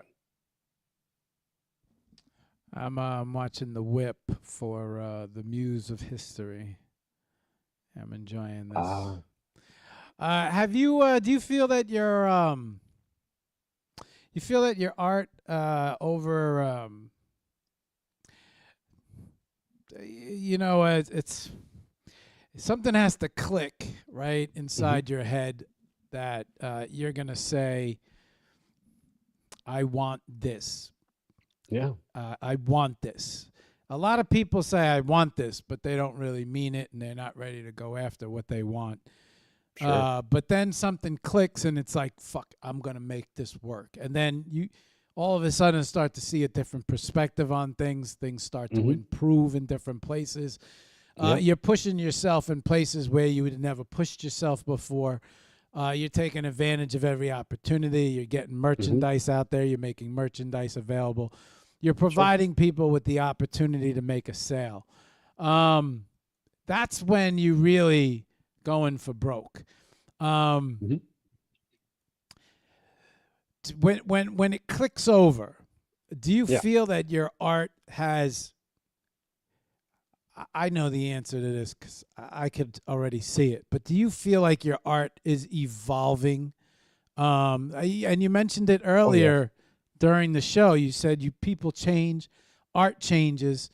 And so I'm looking at some of your earlier stuff, and now, and then come your later stuff, it's like, holy shit, like where'd this come from? Did you envision your later stuff earlier, but maybe didn't have the skill set? Do you feel that your art has evolved, or was it something that came to you as your art was evolving, or was it things that you saw maybe through experience of the art world and saying, I want to go a little bit harder, let me try this? Yeah, I'm just curious about that mindset right there. Well, the short answer is yes. It basically, like, there's always like there are difficult concepts that you really want to tap into. Some things that just kind of emerge as you're creating something, or something that you have an idea of that you could probably do it today, but you don't feel like you would be able to do it justice because it needs like extra layering to it. You need to let the idea kind of grow into itself. But other times you can go with the simple raw expression, and it'll kind of culminate into something fantastic. So, okay, this is a good time for me to start going into these smaller pieces here. So these are some of the automatic drawings. Get the full length frame. Okay, there we go. So these are automatic drawings that started off as basically just kind of being random and kind of chaotic to begin with. But as the name of the series entitles, Hidden Faces of the Seven Chroma, I decided to hide, parts of faces or full faces in each of these paintings. So at least like there are some humanist expressions in each of these. I don't know if you can see it clearly. I'm trying to make sure there's not too much glare on it. You could see it. I could see it very clearly. Good. Yeah. Yeah, because you have the hand kind of casting up this way, I and feel you like have the face right. upside down. But that's the whole point of the series. It's just kind of broken down and hidden, but you see it for its major parts. You can see where the edge of the nose is. You can see where the eyes are, the brow, the lips, the edge of the chin, and you have this whole shape of a face cast on to what seems to be just random chaos at first. But that's generally how people are, just collections of events that have a kind of a chaotic feeling to them, but there is a wholeness to them as well. So here, we'll go with this next one.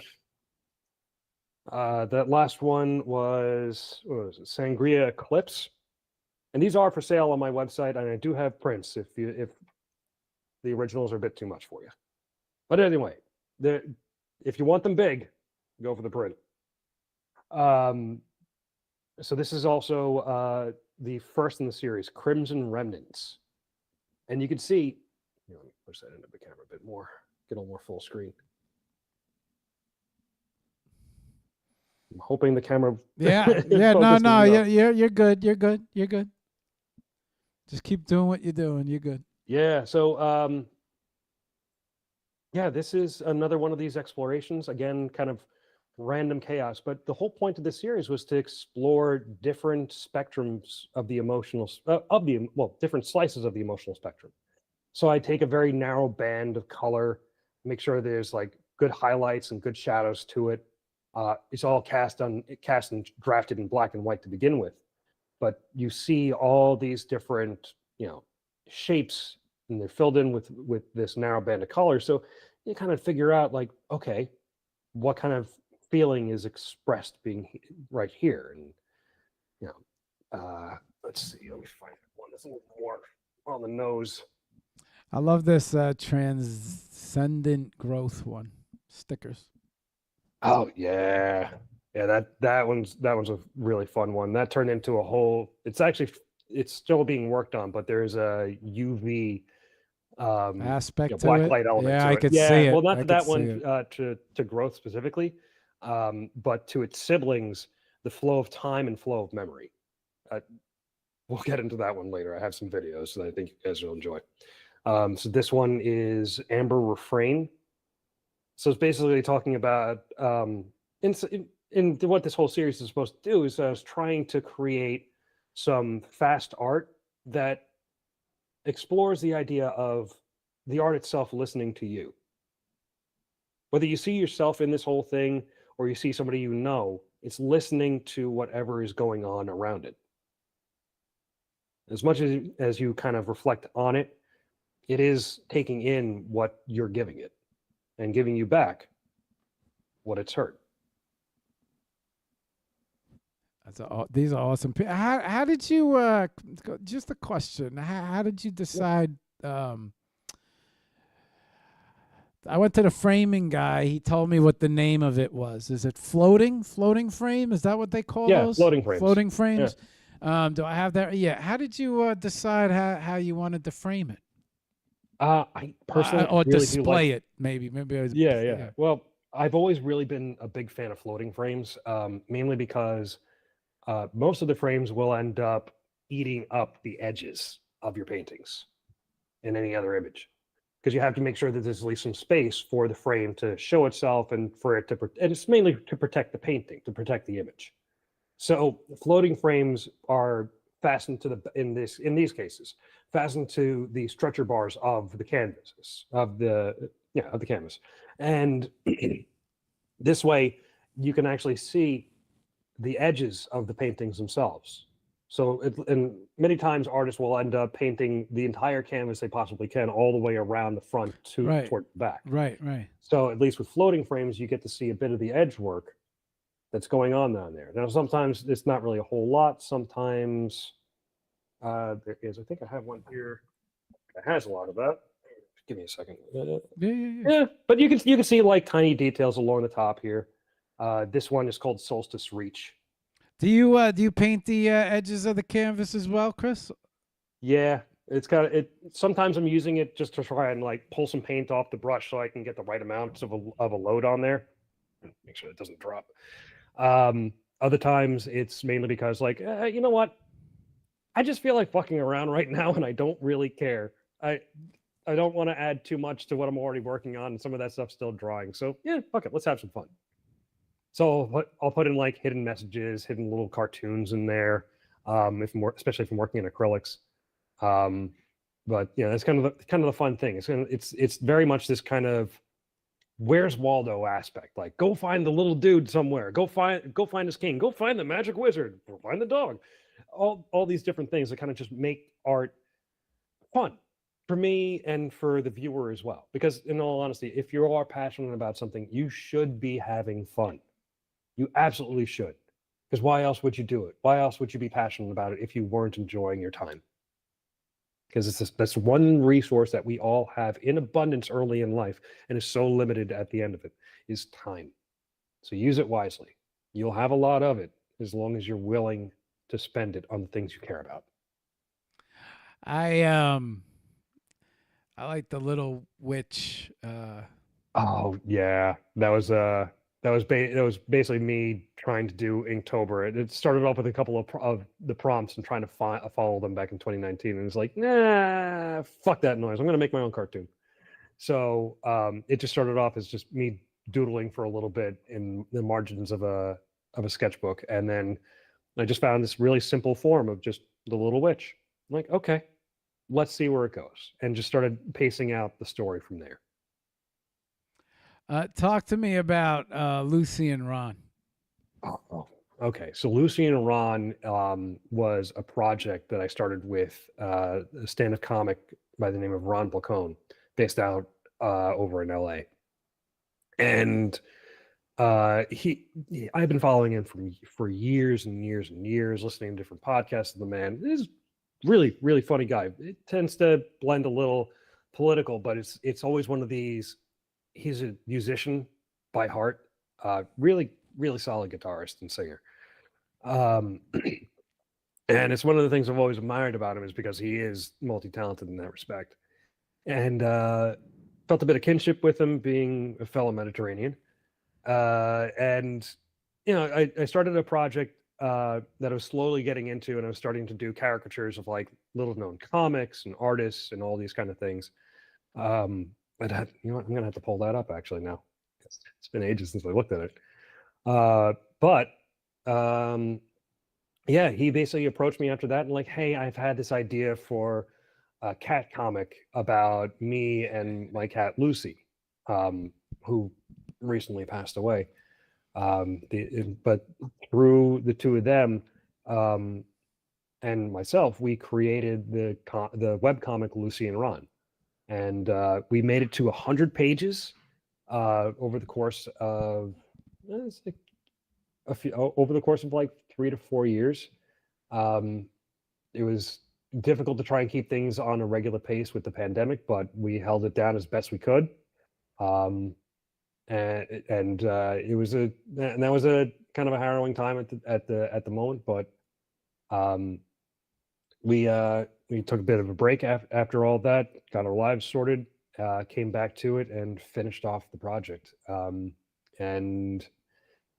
one of the things that we've always talked about is that we would love to have this animated one of these days, like a simple digital 2D animated series. Have you Maybe tried not like have you tried the to puppetry. Like, go ahead, have you please. tried to run any of this through AI and animate it? AI animation, the style that I want it, not there yet. Okay. It would be a nice idea, but the problem with AI animation is that it lacks dynamism. It's great for doing like live action. It's very good at that. But when it comes to more imaginative stuff, taking in a lot of the principles of squash and stretch, if don't get me wrong, I love the technology of neural networks. It's what builds AI to where it is right now. But the programming and the AI training is not quite there. A couple of years from now, that might be a very, very different case. But keep in mind, like, I'm trying to execute something on the level of like the classic Disney animators, the 90s Disney animators, the classic Warner Brothers animators. Like, that's what I want to try and revive, because that's the stuff I grew up on. And that's the stuff that I feel like that's one of the beautiful things about American animation. And that's why I consider it's like, as American animation is like such a big inspiration. Not to take anything away from animation from around the world, whether it's from Japan or Europe, and France has an enormous depth when it comes to their animations, or Russian animation or anything like that. Some of my favorite animations are actually from a lot of those regions. I'm sorry, were you a Sunday comic guy? Yeah. What was your Yeah, favorite? Calvin and Hobbes, Boondocks, Oh, like those were my shit back in the day. I knew Like, it. I knew it. I was oh, going to yeah. ask you about Calvin and Hobbes. Yeah. I felt it. All right, go back to the animations. I didn't mean to interrupt you, but that's the thing. Like, because there's this kind of explosive kind of action and reaction with characters on stage in Calvin and Hobbes, for example, you would want it to have a lot of that fun, light, but still deep kind of set animation where every frame's a picture. Every frame's a picture. And that's one of the big things I've had a problem with AI, is because when it does that many images in sequence, and that's what animation is, it's 24 images in sequence over the course of a second. That's what we're referring to as animating on ones, one frame per beat. And it's always within that 24 frame structure. So I want to try in digital spaces, use that and give it that sense of depth. Pardon.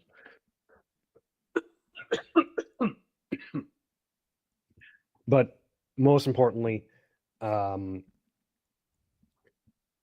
to bring that love of kind of classic Looney Tunes and Disney style animation, where things, don't get me wrong, Gendy Tartakovsky's Hotel Transylvania, that's not something you should sleep on. The animation in that is superb. It's so fun, light, and airy, and takes a lot of great 2D principles into a 3D space.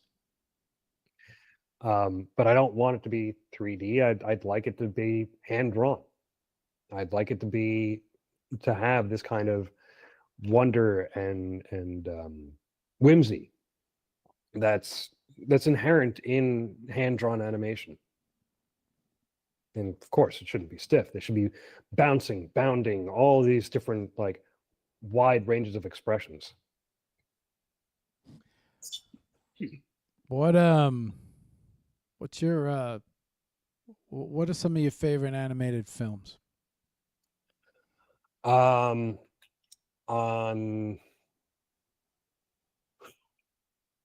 okay, so I've always been a very big fan of Hayao Miyazaki of Ghibli fame.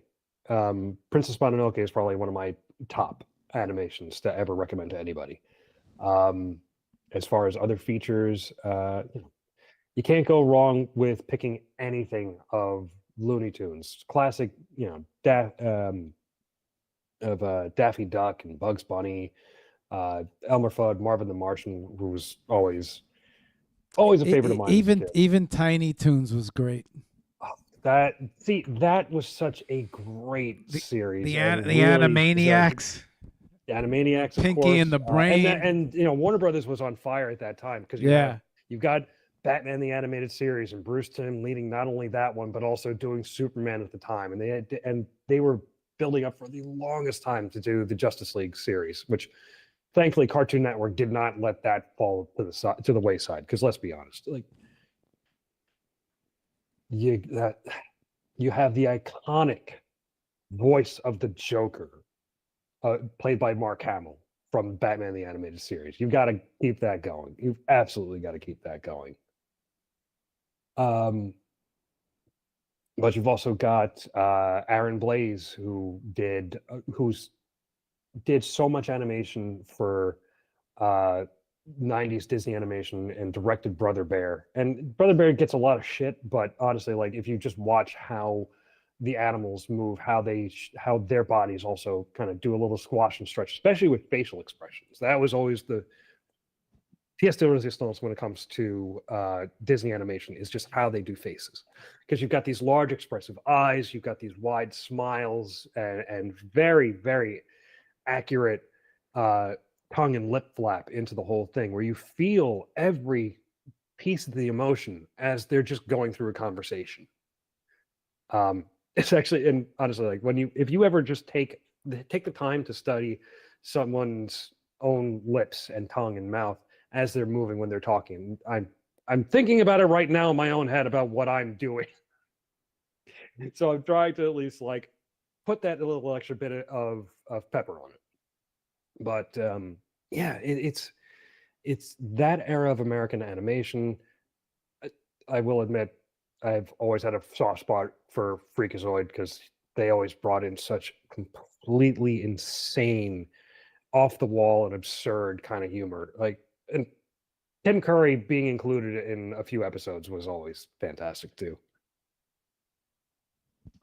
I'm stopping here reading some of these comics, and this cat is cracking me up. Yeah, she's a hilarious addition to the whole thing. Like, honestly, like when you get to the fart story, yeah, and that's closer to the end of the 100-page run. She's the honesty of it of her at the vet is cracking me up. Oh yeah. Like when she finally gets the assessment from the doctor, like, you she called bitch. She called everybody at the vet frauds. Holstons, you're all Holstons. Oh god, that was so much fun. That was so much fun to animate. Because honestly, like, just her being in her carrier and she's just lounging in there like, oh yeah, okay, yeah, sure, yeah, you're a fraud, you know that? You're just a fake, a phony, a fraud. You're the worst, the absolute worst, the definition of the worst. So I see these paintings starting to come to life right around October, November of 2024 last year. Up until then, when I started really getting into the scene. Yeah. Was it illustration, and then you went into larger scale painting?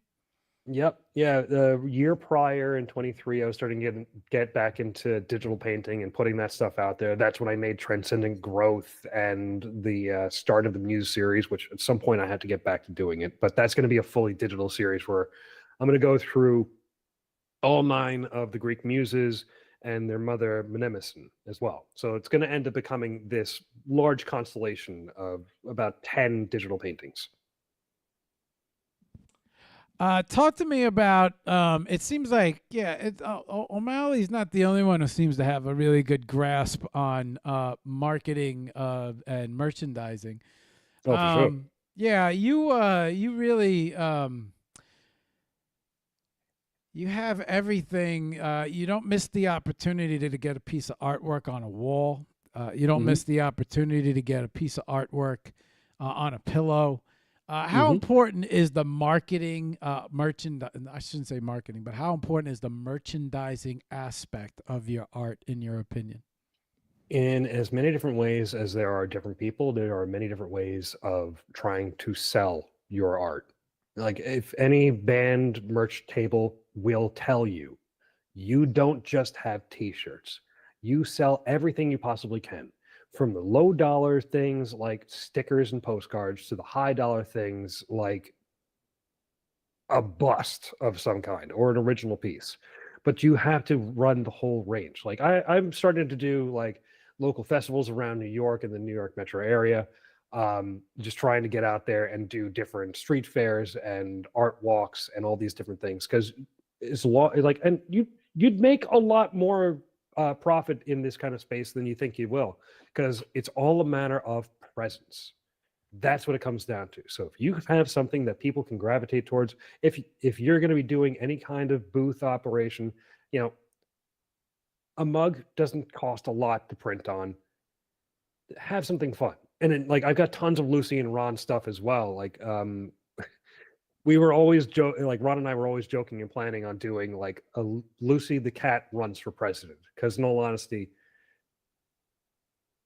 you couldn't go wrong with that. It sounds about right. We need a house cat for president. That sounds like an animated short out of Pixar or something. Exactly. Like that, and that would be fantastic. Like I've done so many different twists on that same concept over the years, doing different web comics over the years as well. Like it, because honestly, like I'm not a fan of the political system in the U.S. or let alone like New York City. So it's one of those things of like, look, it doesn't matter which side you're on. Oh, The shit. parties are very much the same. It's the left cheek and the right cheek, because there's nothing but shit in between them. It'd be nice if we could all get along, but I don't. It would be if we realize we are all of the ass. We are the ass, and not in every part of it and everything inside of it. But it's the sooner we can accept it, the easier it will be to try and get shit done. Yeah, social media gave everybody their opportunity to shine for 15 minutes, and some people just really want to pick up the ball and run with it in a complete different direction. Sure. Two forms of attention out there, right? Yeah, there's earned attention, where you really master your craft and you you show your passion, and then there's always the let me see how many people I can piss off attention. The rage baiting aspect of it. Yeah, right. And people have actually made businesses out of it, because hey, you get a lot of hits, you get a lot of we'll pay for that. We'll pay for it because we want that interaction. We want that entertainment. Hits equal money, equal more people engaged, more people arguing on threads. Exactly. Yeah. We love it. Go at it. Go nuts. It's depth and engagement. That's what it comes down to at the end of the day. Misinformation is always a lovely, boy, you could get people arguing for hours. And a lot of people also have a lot of time on their hands where they can make their way onto the internet and tell everyone how they feel on everybody's thread, Just put the fries in the bag, asshole. Just put the fries in the bag. I do not care what you think about on Twitter. Very Sorry, I don't. Very opinionated world we live in. I mean, people have always been opinionated in these kind of respects to begin with, so that doesn't really change anything. Yeah, but now they can make money off that opinion. Oh my God, do they ever? Do they fucking ever? Yeah. But the thing is, like, that's kind of the thing. That's how it was to begin with. It's just, prior to the internet, they just had more gatekeepers. Now we don't have as many gatekeepers, if any. It's all a matter of what drives attention and what drives people to click on that one video or split to that one video that's become really popular. And the algorithms are now almost synonymous with TikToks. So it's all a matter of just like it feels like crabs in a bucket. Like you just like, doesn't matter. You're coming down with the rest of us. You're not getting out. We're all in this together. Come on down. Safety in numbers. Like, but you're all about to get chopped up and put in a fucking salad. Why would I want to stay here? Yeah, right. Like, you know what I always thought? I always thought all it took was like one TikTok challenge to go viral where they mix a combination of chemicals by mistake and start taking themselves out. And I always Like, wondered, what, challenge anybody? right? Like, I always wondered, like, what if something by mistake or maybe somebody thought they were doing something cool and it ended up causing all this sort of Like sickness. planking back in the day.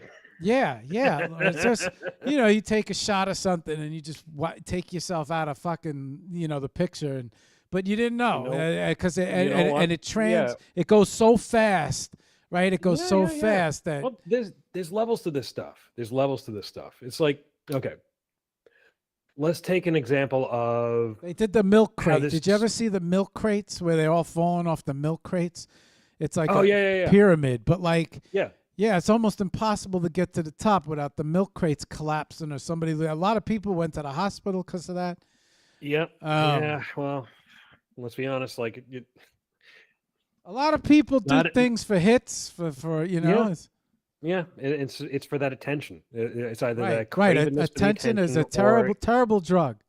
or it's they feel it's an obligation to either their audience or to the business itself of doing it. That's part of the reason why, like, I'm more in tune with if it's something you're passionate about and it's fun.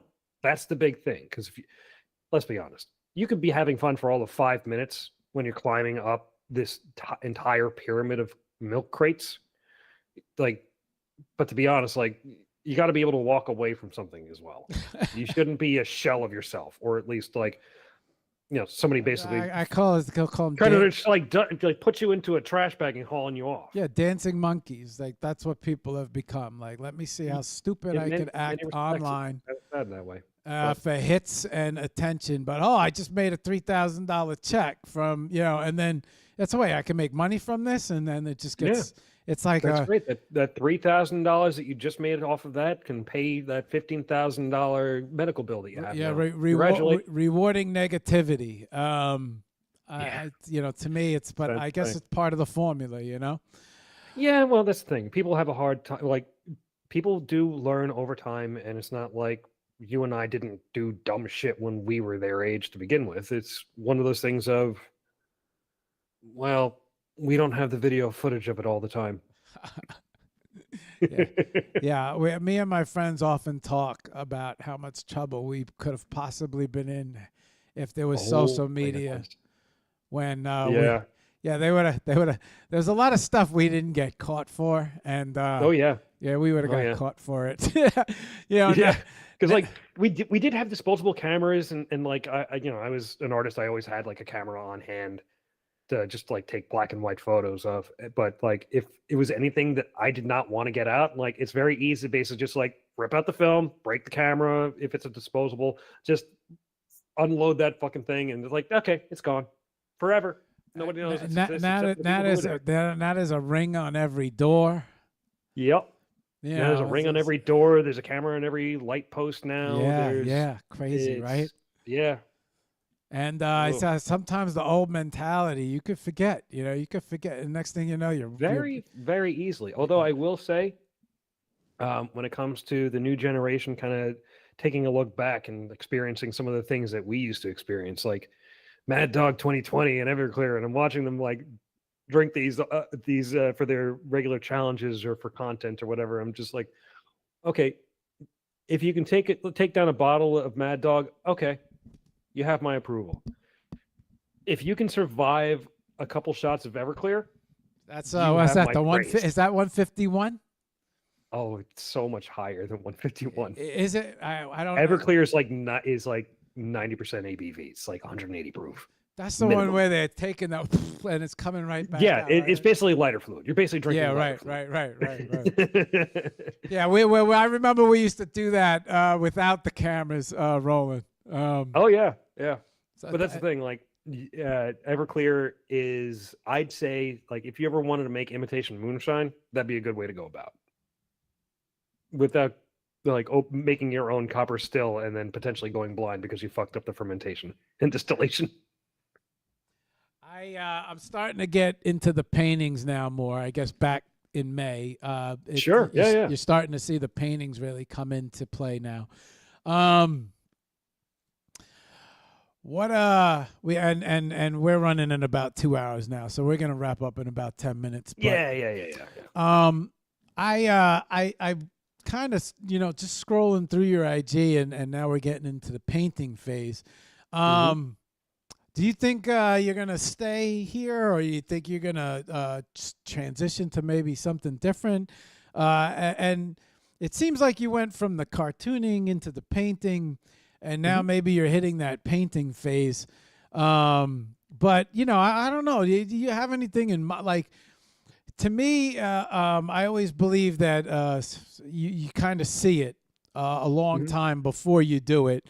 Then you see it. Are you operating on that sense, or are you just kind of feeling your way around as you go? Do you have a plan? I mean, how important is a plan for an artist, collection wise, and things of that nature? Go ahead. Okay, so I have two methods when it comes to doing art. I have short form stuff like these guys, and I have long form stuff like these guys. Although this one is more of a live study, but this I did it in multiple explain the phases. short form, long form. Okay, so short form basically just means I'm getting it done within the span of a day, if not shorter.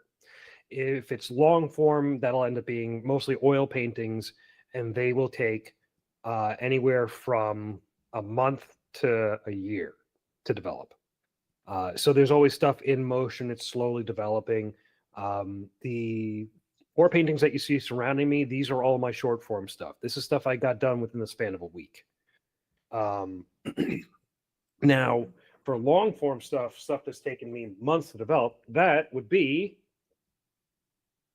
this guy.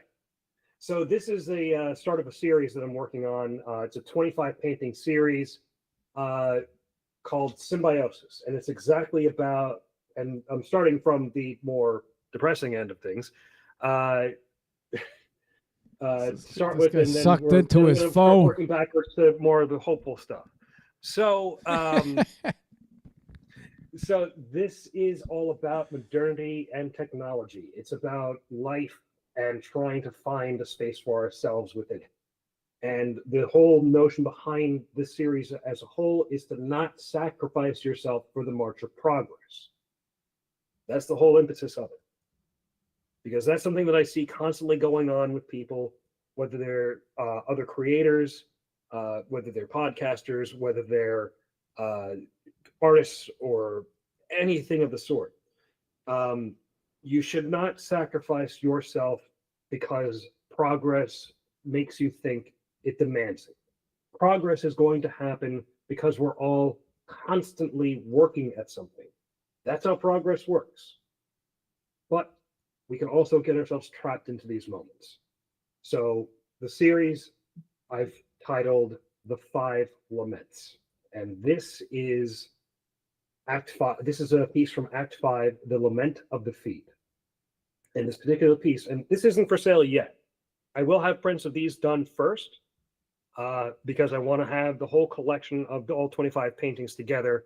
Because at some point I would like a whole show revolved around it, and then they'll be open for sale when the series is done. Which, and my current estimation is probably going to take me a year or two to get through the whole thing. But 25 paintings for this particular series and the narrative arc is going to take some time. But this particular painting is called The Silent Pillar. Are the prints that you produce, are they limited, unlimited? How do you work that? So the prints themselves, I usually have them as open editions, so they will normally be available. I have not sunset any of my prints. Do you sign them, or they do they just get a print? How does that work? Ones are open edition, so they can come in at any time. You can get them scaled to any size you want. If they are limited edition, they are going to be of a specific size, a specific make, on specific paper, signed and numbered. And I have some plans for some fluorescent ones if I can find a good printer for that, or holographic ones if I can find a good printer for that. But the idea is I want to make sure that if they are going to be limited edition, they are going to be unique and thoroughly enjoyable on every degree. So this is not the only one of this series. How many would you say if it's open edition is let me make sure I get this right. Open edition is any size they want that they can order. That they want a 5x7, they want a 4x6, they want a or if they want to go 23 to like a 40 by 8. Yeah, right. If I've got the image for it, I have it already set to go on the website. So but there's no signature, there's no numbering, there's nothing, right? But no, then they don't. Those prints don't pass through my house for me to sign and do anything with it. But I will admit, if you do bring me the print, if you ever come to one of my shows, I will sign it for you then and there. Oh, that's cool. That's cool. That's like somebody showing up with your book. Exactly. I'm totally for it. You have the original painting, right? And then you have the open and closed. What would you call it? Closed edition or limited edition? Limited edition. Prints. Yeah. Now those are because one I size. print maybe like 100 to 150 of those. Oh, that's why it's limited. Yeah. Okay. And there won't be another run until I choose to do another run of that particular painting or of that series. I didn't realize you did that many. 100 to 150. I've seen it with photographers, but yes. I never knew what you would do with paintings. And then you have the original painting, which someone is welcome to purchase as well. Of course. How's the price structuring work out with all of that? So for the original paintings, I usually go by a formula, and I do it by square inch. So usually it's somewhere in the ballpark of like $5 to $6 per square inch, whether that's acrylic or oils. A lot of it's driven by the medium that's used.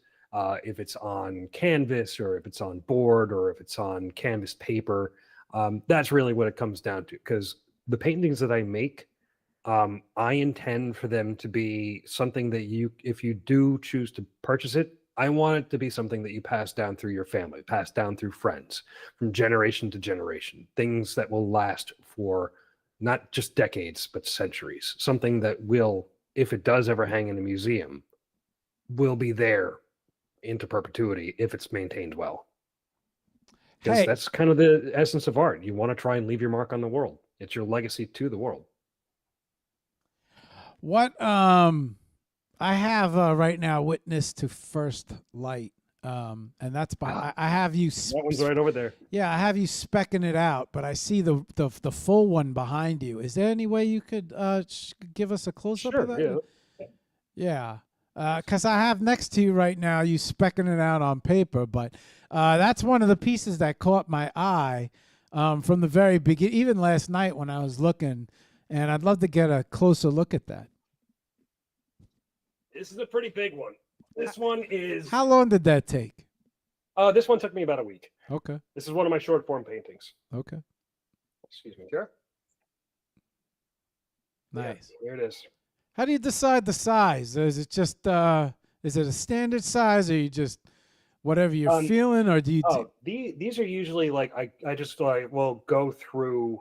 I'll go through like Blick or Artisan Craftsman or any other kind of art store. Okay. And figure out like, okay, these are what they have available. I want to work with this kind of depth. I want to work with this kind of size, and like I'll figure out what I want to put on there eventually. Sometimes I'll have a size already scoped out in my head. Like, oh, I want this to be a big piece. I want this concept to really like have something you can really dive into.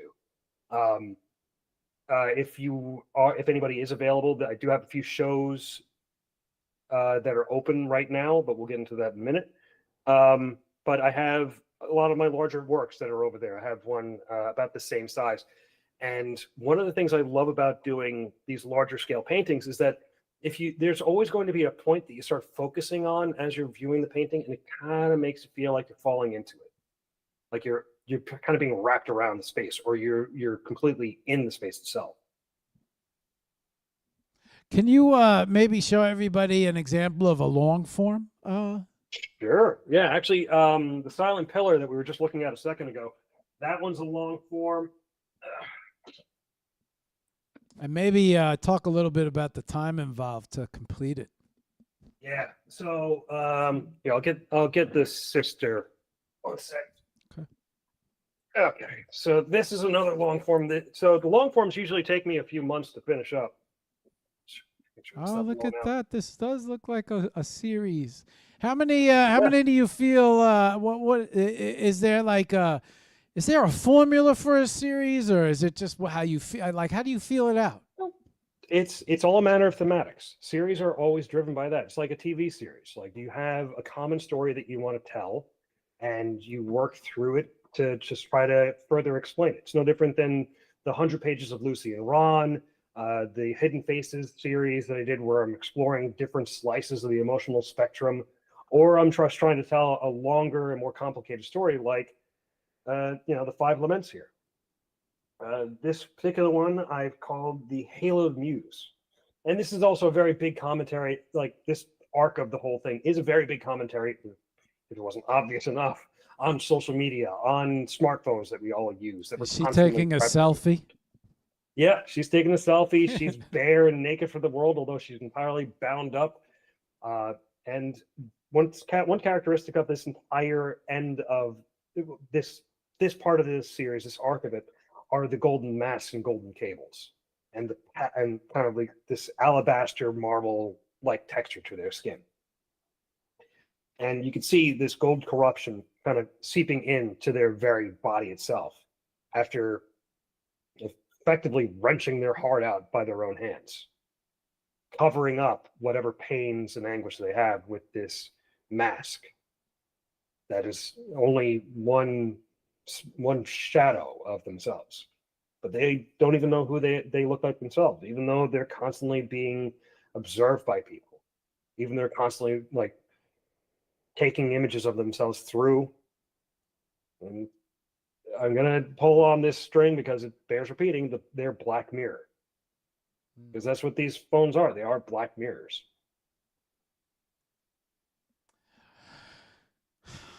Question. Sales, right? Yes. How you know what I'd love for you to show too? The piece with the Yeah. heart. The piece with the heart. Show everyone. Yes. Let me go and grab that. Please. Okay.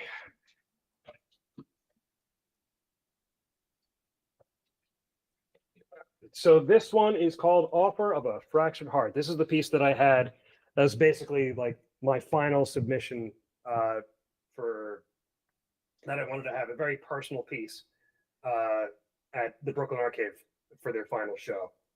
And it's essentially what we all do. Like we all go through life, and we're always offering ourselves up to other people and out to other people in many different respects.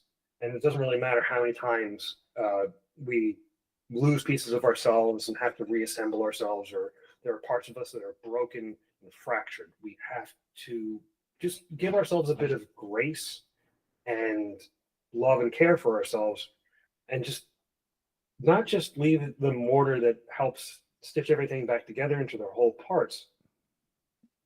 Just add a little bit of light to it, add a little bit of gold, because that's where the beauty lies, is in the finer details. And now this was just recently part of the final canvas, correct? Yep, that's exactly right.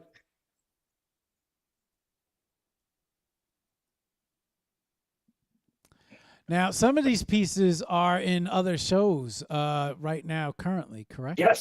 Yes, absolutely. You wanna talk about that a little?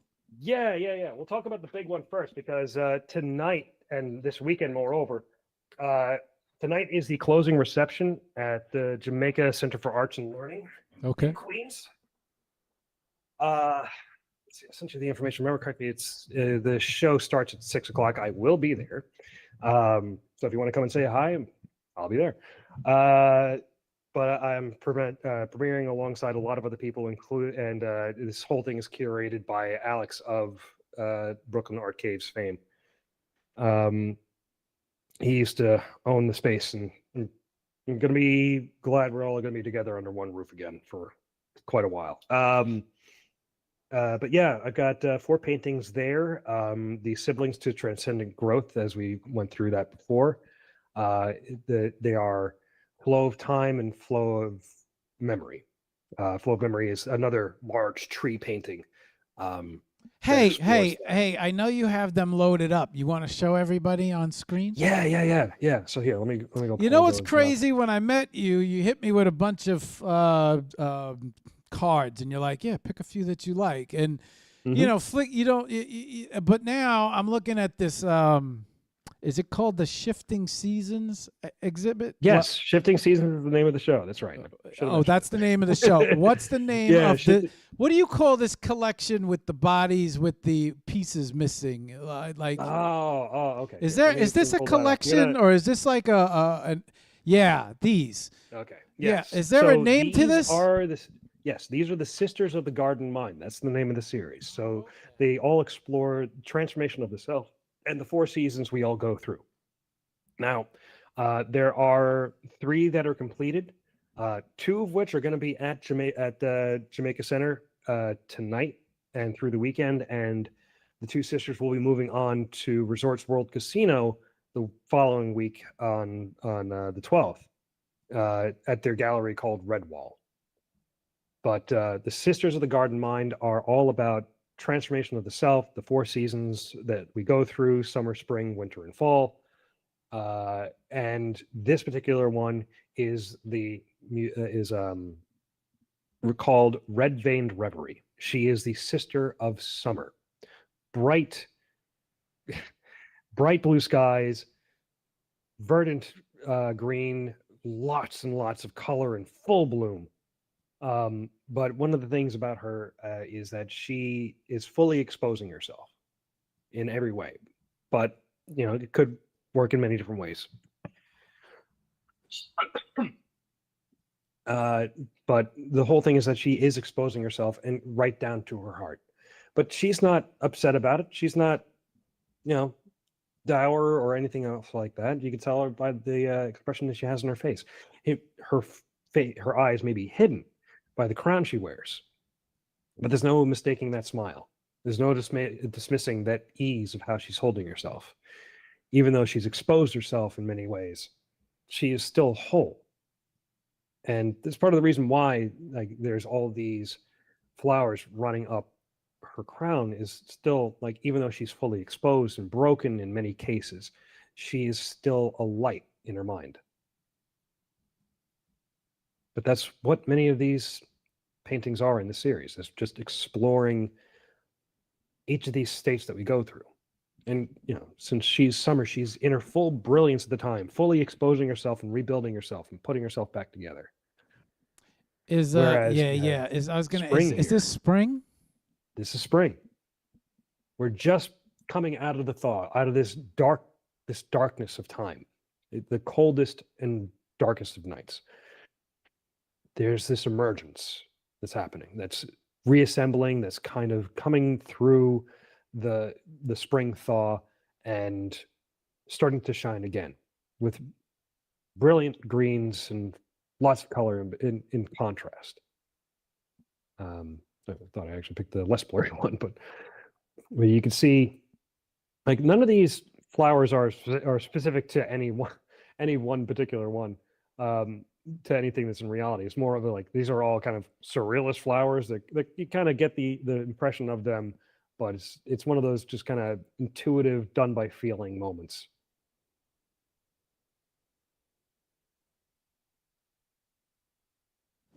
Did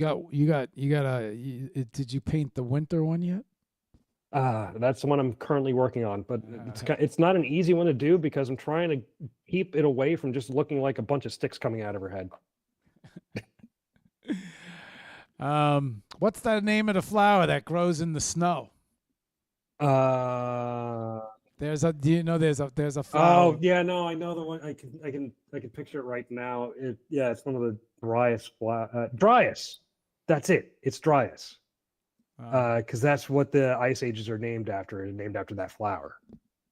So, just a thought there. No, it's a good one. No, because honestly, I was looking at a lot of different a lot of evergreen trees, since those are still have that nice verdant color to them, that depth to them. So it's going to be It's probably going to end up probably being one of the most Christmassy paintings. I wish I had her done in time for this, but It's now that you're explaining them and I'm understanding them more, and I seen them pivoted all up against each other. It's like, oh, I get it. I get.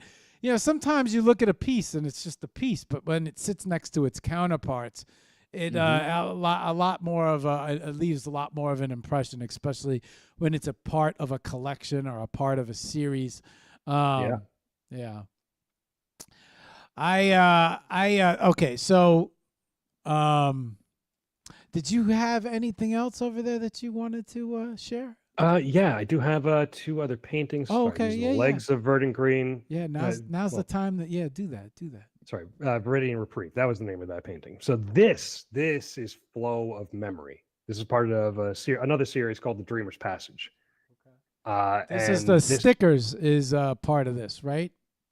Yes, the Transcendent Growth. That one is part of the series. So it's actually the prototype for this entire series. But these, this one in particular, this is one of the longer form ones. Just as the sisters are all long form paintings. They'll usually take me like 3 months or so. This one took the longest because this is one of the most difficult paintings I've had to undertake. It's an 18 by 24 painting done entirely in oils. And the unique thing about it is that it is black light reactive. So it will react to UV light, and I had to custom make paint for it just to get it to glow in the dark. So if it's exposed to like a black light for a good like 10-20 minutes, you hit the lights in a dark room, that'll be shining bright. Lots of like bright greens and blues and a few reds and purples in there. It's stunning. Absolutely stunning to look at. Congratulations on your sales. I see the little red dots on your website. Yeah, I got a few of those over there. Congratulations. Sold 2 of the little witch pieces, so I was really happy about that. I still have 1 more if anybody's looking to get a little early Halloween gift going. I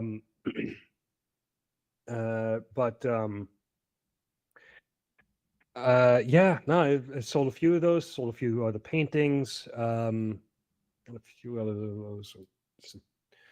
That's kind of the funny thing when you are going into arts and art promotions, you start realizing, holy shit, where the fuck did I put everything and how many different pieces do I have to look at here? Let's see, where is it? I could probably show that later.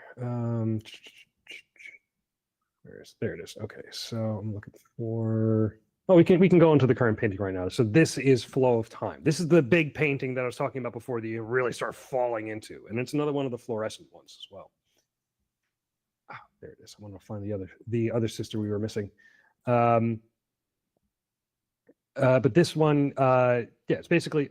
Sorry, getting ahead. That's at another show, but we'll talk about that in a moment. So this Flow of Time is about the passage of time, just as the other one, Flow of Memory, is about the passage of memory.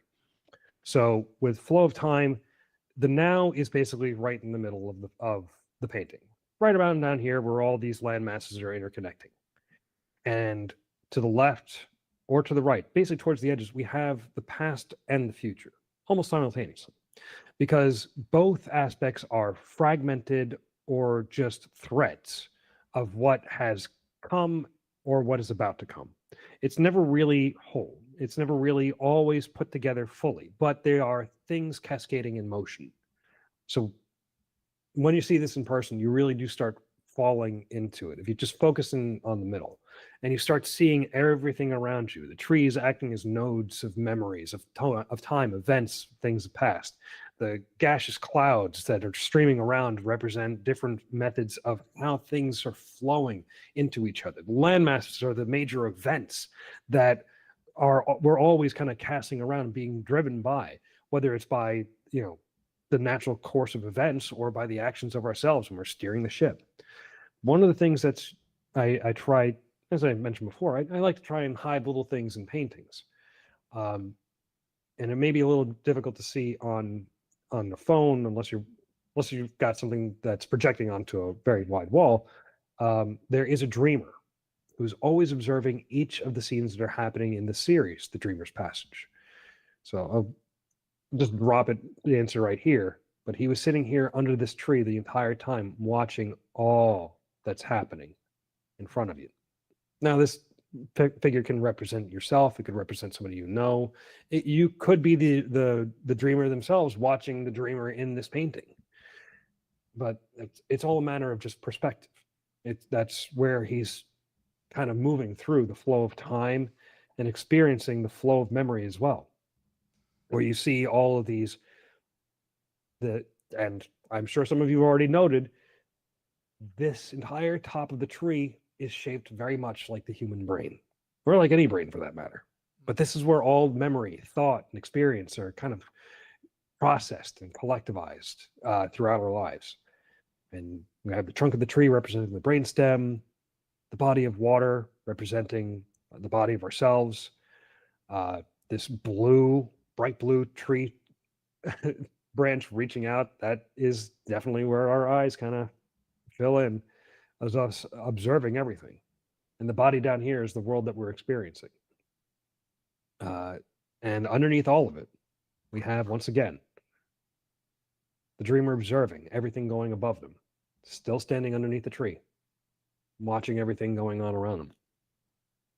And I will have to admit, my niece loves these paintings, mainly because she's at the age where, like, Where's Waldo is like the best thing ever. So, yeah, those are the 4 paintings that are going to be at the Shifting Seasons show tonight over in the Jamaica Center for Arts and Learning. Highly recommend. It's a free show. Please come on by. There's a lot of fantastic artists there. You will have a blast, I can assure you. Okay. All right.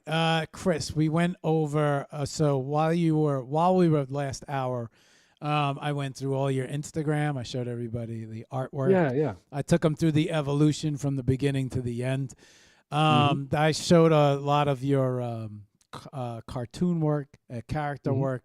We got the paintings. I showed them. I got your website up here. I went through all of your original art, your merchandise, shop prints, and then we talked about these paintings and where they're going to be. Did we miss anything? Yes, we those as I mentioned before, the 2 sisters that we just went through, they'll be at Resorts World Casino. Okay. At Redwall, starting on the 12th and going through the first week of January. So if you're feeling a little lucky and you're looking to buy some art, or either one or both, if you want to do that, I'm not going to stop you. Have fun. These will all be available for purchase, along with a number of other artworks from Shifting Seasons. So if you want to get a nice gift for somebody next week sometime, I'm just saying. It is Christmas time. I mean, come on. Everybody loves to get a gift. And you can't really, like, art I've always found is basically being the best gift, because it's a personal expression from you to your friend or loved one. But also, you're not only giving a piece of yourself, something that's helped you reflect on, or something that you know that they will like and enjoy, but you're also supporting me, and I couldn't be happier that you're supporting me. So the other show that's going on right now is at the 440 Gallery in Park Slope. Okay. That's going to be this week, closing up on the 19th. It's their 21st annual Small Works edition. And they're very selective, and there's a lot of fantastic artists that are going in and around there. So if a $2,000 painting may be a little rich for your blood, you can always get something a little on the smaller end. And this painting here that you see on screen with me, this is one of the Hidden Faces series. So you can see it's a representation of the duality of just calmness and serenity, and you can be inwardly reflecting as the woman is on the lower end, or outwardly reflecting as the man is on the other. But it's always these cycles and spirals that we go through as far as our emotionality. But yeah, that the 440 Gallery is on 440 6th Avenue in Park Slope. Well, we could bring that up for everybody. You sent me that link, right? Yeah. I sent you the link to the 440. That you should have their link tree. You can get everything there. Yeah, let me open up this link tree for everybody. This is the 440 Gallery. Yeah, I got the link up. I got the link tree for them up right now. Excellent. 440 Gallery website. We'll bring them right to their website. This is the 440 Gallery website, guys. You know what? I'll let me, since we didn't do this yet, hang on. Let me move everything back into place. This way I can get you full screen here. Let me shrink you over. Mhm. Okay. Okay, I got the 440 Gallery on the right. Okay. So this piece right now that we have up, this piece will be showing at the 440 Gallery, correct? That's right. Yep. Cyan Appreciation. Okay. Do we have dates on that? Let's see. The show is open right now.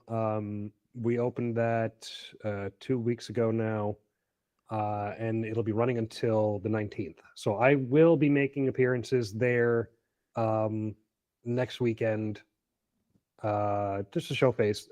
Maybe we'll bump into each other if you want to go anytime. They have a very limited window of when they're open, but they're open for a good from 12 to 6 on the weekends. So that's, I find, the best time to go. You know, go ahead. you said something really interesting that you mentioned about how shit, it left me. It'll come back to me. I had it, and We'll get there. I got two different things I wanted to ask, and I just distracted myself. One of the things that you said that I found to be very interesting was, I think we were talking way before, and you said about when a sale comes. I was just kind of curious. I mean, is a sale kind of predictable, or do you never not know when that sale is going to happen? Or does it happen out of a conversation? Or does it happen out of the blue? But when it does happen, it must be some sort of feeling making that big sale. But what, yeah, I don't know. I was just. You're hitting on some really interesting questions right here. So when it comes to sales, it's no different than any other kind of retail sales, especially when you're talking about large price items. When you're trying to make sales, it's all a matter of, you want to do it in a low pressure scenario, and you want to make sure that the person who you want to make the buy does so feeling good about what they just did. So you should be encouraging, you should be supportive. You shouldn't, and you don't want to give them something that they will come back to you like a day, a week, or a month later and say, I hate this. Why did you make me do this? Take it back. I want my money. Because the thing is, especially when it comes to art and music and all that kind of stuff, you're giving a piece of yourself to these people. So you should have a good sense of, you want them to leave the experience with you to be as warm and inviting and exciting as you find it to be to create something like these. So the big thing that I've always had when it comes to doing this is that, yes, you may not make the sale that moment, but it's all a matter of follow through. Chris, real quick, So, come back on. yeah. Just come back on screen while you're talking about this. Oh yeah. Let me get this back. Excellent. Yep, bro. I like your swag. Yeah. I like that. Decades in production, man. You learn a few tricks. You definitely know about turnkey solutions. That's how they used to have these in NAB. They always used to be these pop-up companies with buy our box, and this will run your whole news station. And I remember my next door neighbor had bought, I wish I could remember the name of it. It was like an orange and blue box, but the computer was in it. And it had all of these transitions. He's like, Marco, look at these beautiful transitions. And I was just, it's just holy shit, man. You just brought me back with that fade. You were saying about sales, and I was asking, as an artist, everybody looks for the big sale. It's exciting, right? But is it something that that's coming, or is it just something that catches you off guard, or you never know who you're speaking to type situation? Yeah, Or you generally never know when it's going to happen. Sometimes you do know ahead of time. People who you know personally, people who are keeping tabs on you. Sometimes when you just put like even just a work in progress out there, like you were saying on What's Not. Was it What's Not? Yeah. But you kind of put that stuff out there, and then people are just going to gravitate towards and really feel inspired by what you're doing. And in the process, like it's no different than night in Bay Ridge. Like I had so many people who were really interested in buying the piece, but the problem is most people don't want to pay the full price for like a fine piece of art like this. Like they may not have the money for it, and that's totally fine too. That's part of the reason why I have a firm set up on my website, so that if you want to pay it over the course of like 4 to 6 months, I want to make sure that you're going home with something that you're happy with.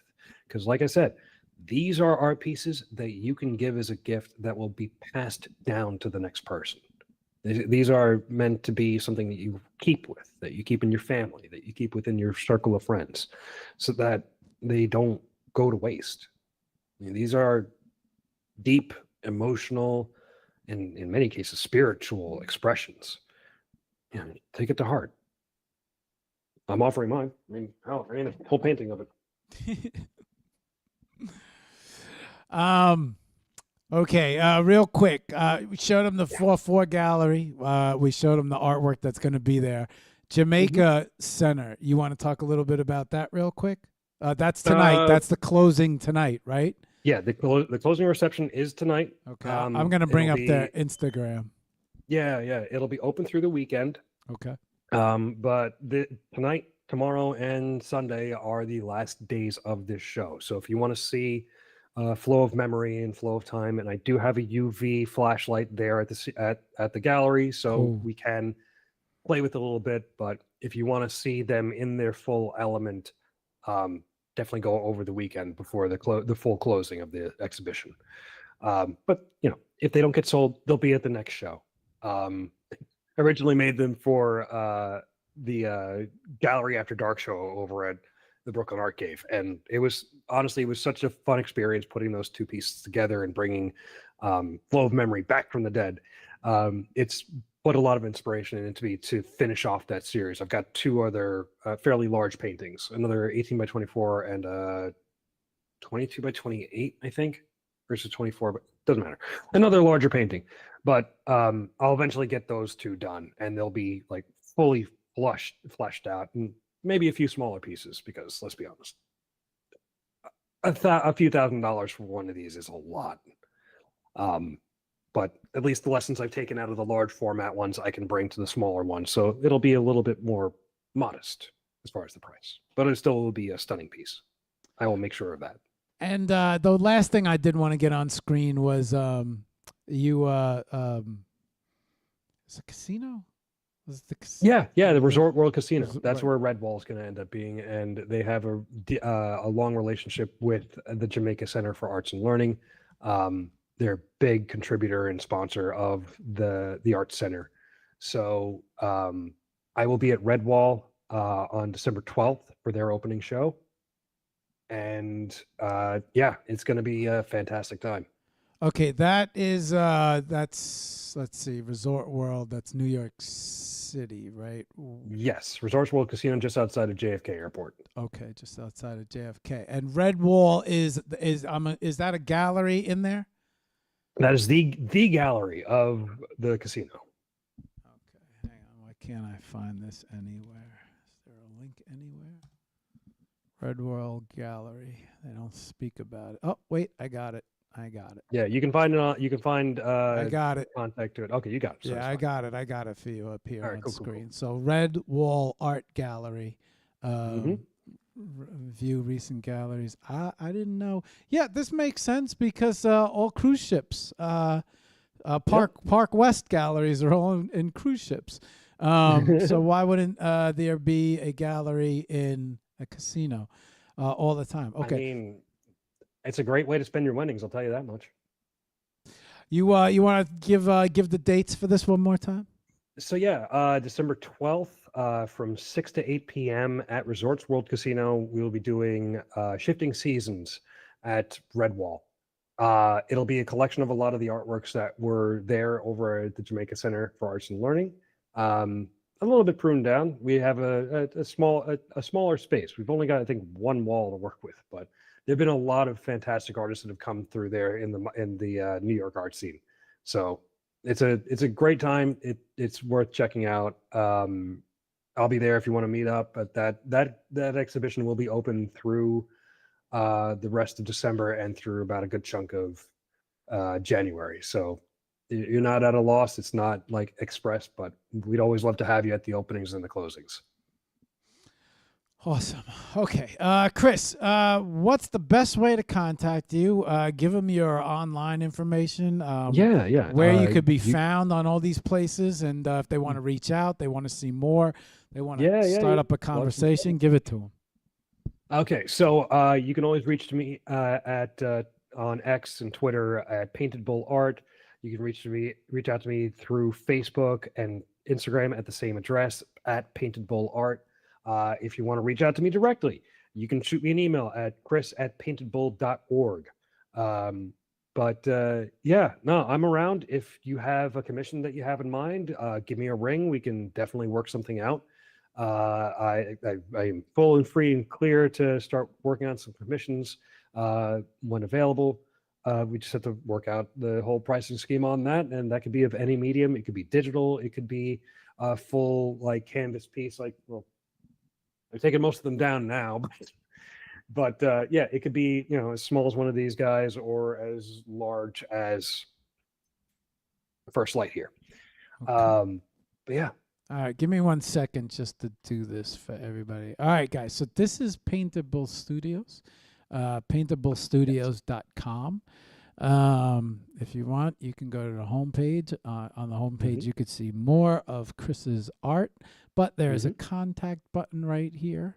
And that contact form allows you not only to contact him, but if you flick back and down, look at the bottom and stay updated, you can find his Facebook, Twitter, Instagram, and Pinterest, which I'm going to bring up now. Here is his X, which formerly known as Twitter, which is at Painted Bull Art.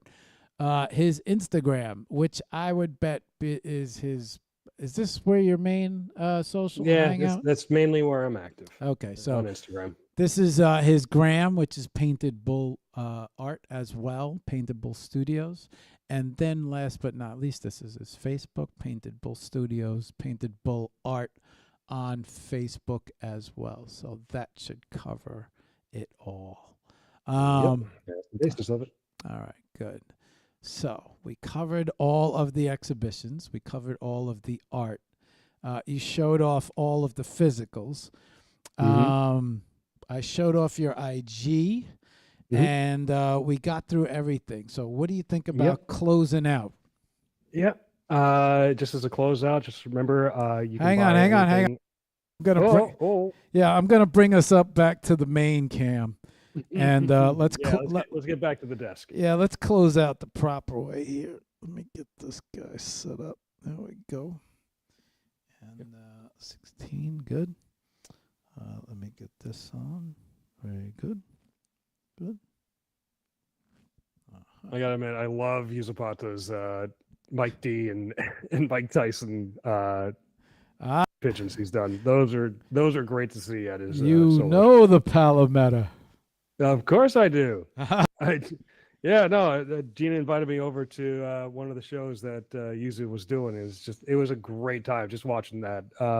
It's one of those things that, like, illustration just shows itself, whether it's street art or whether it's just comic book art. That is still art. It is deep expression. It is character work. It is character play.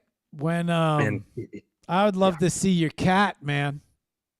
Oh yeah. Well, hey. I'd love to see maybe little Lucy's, man.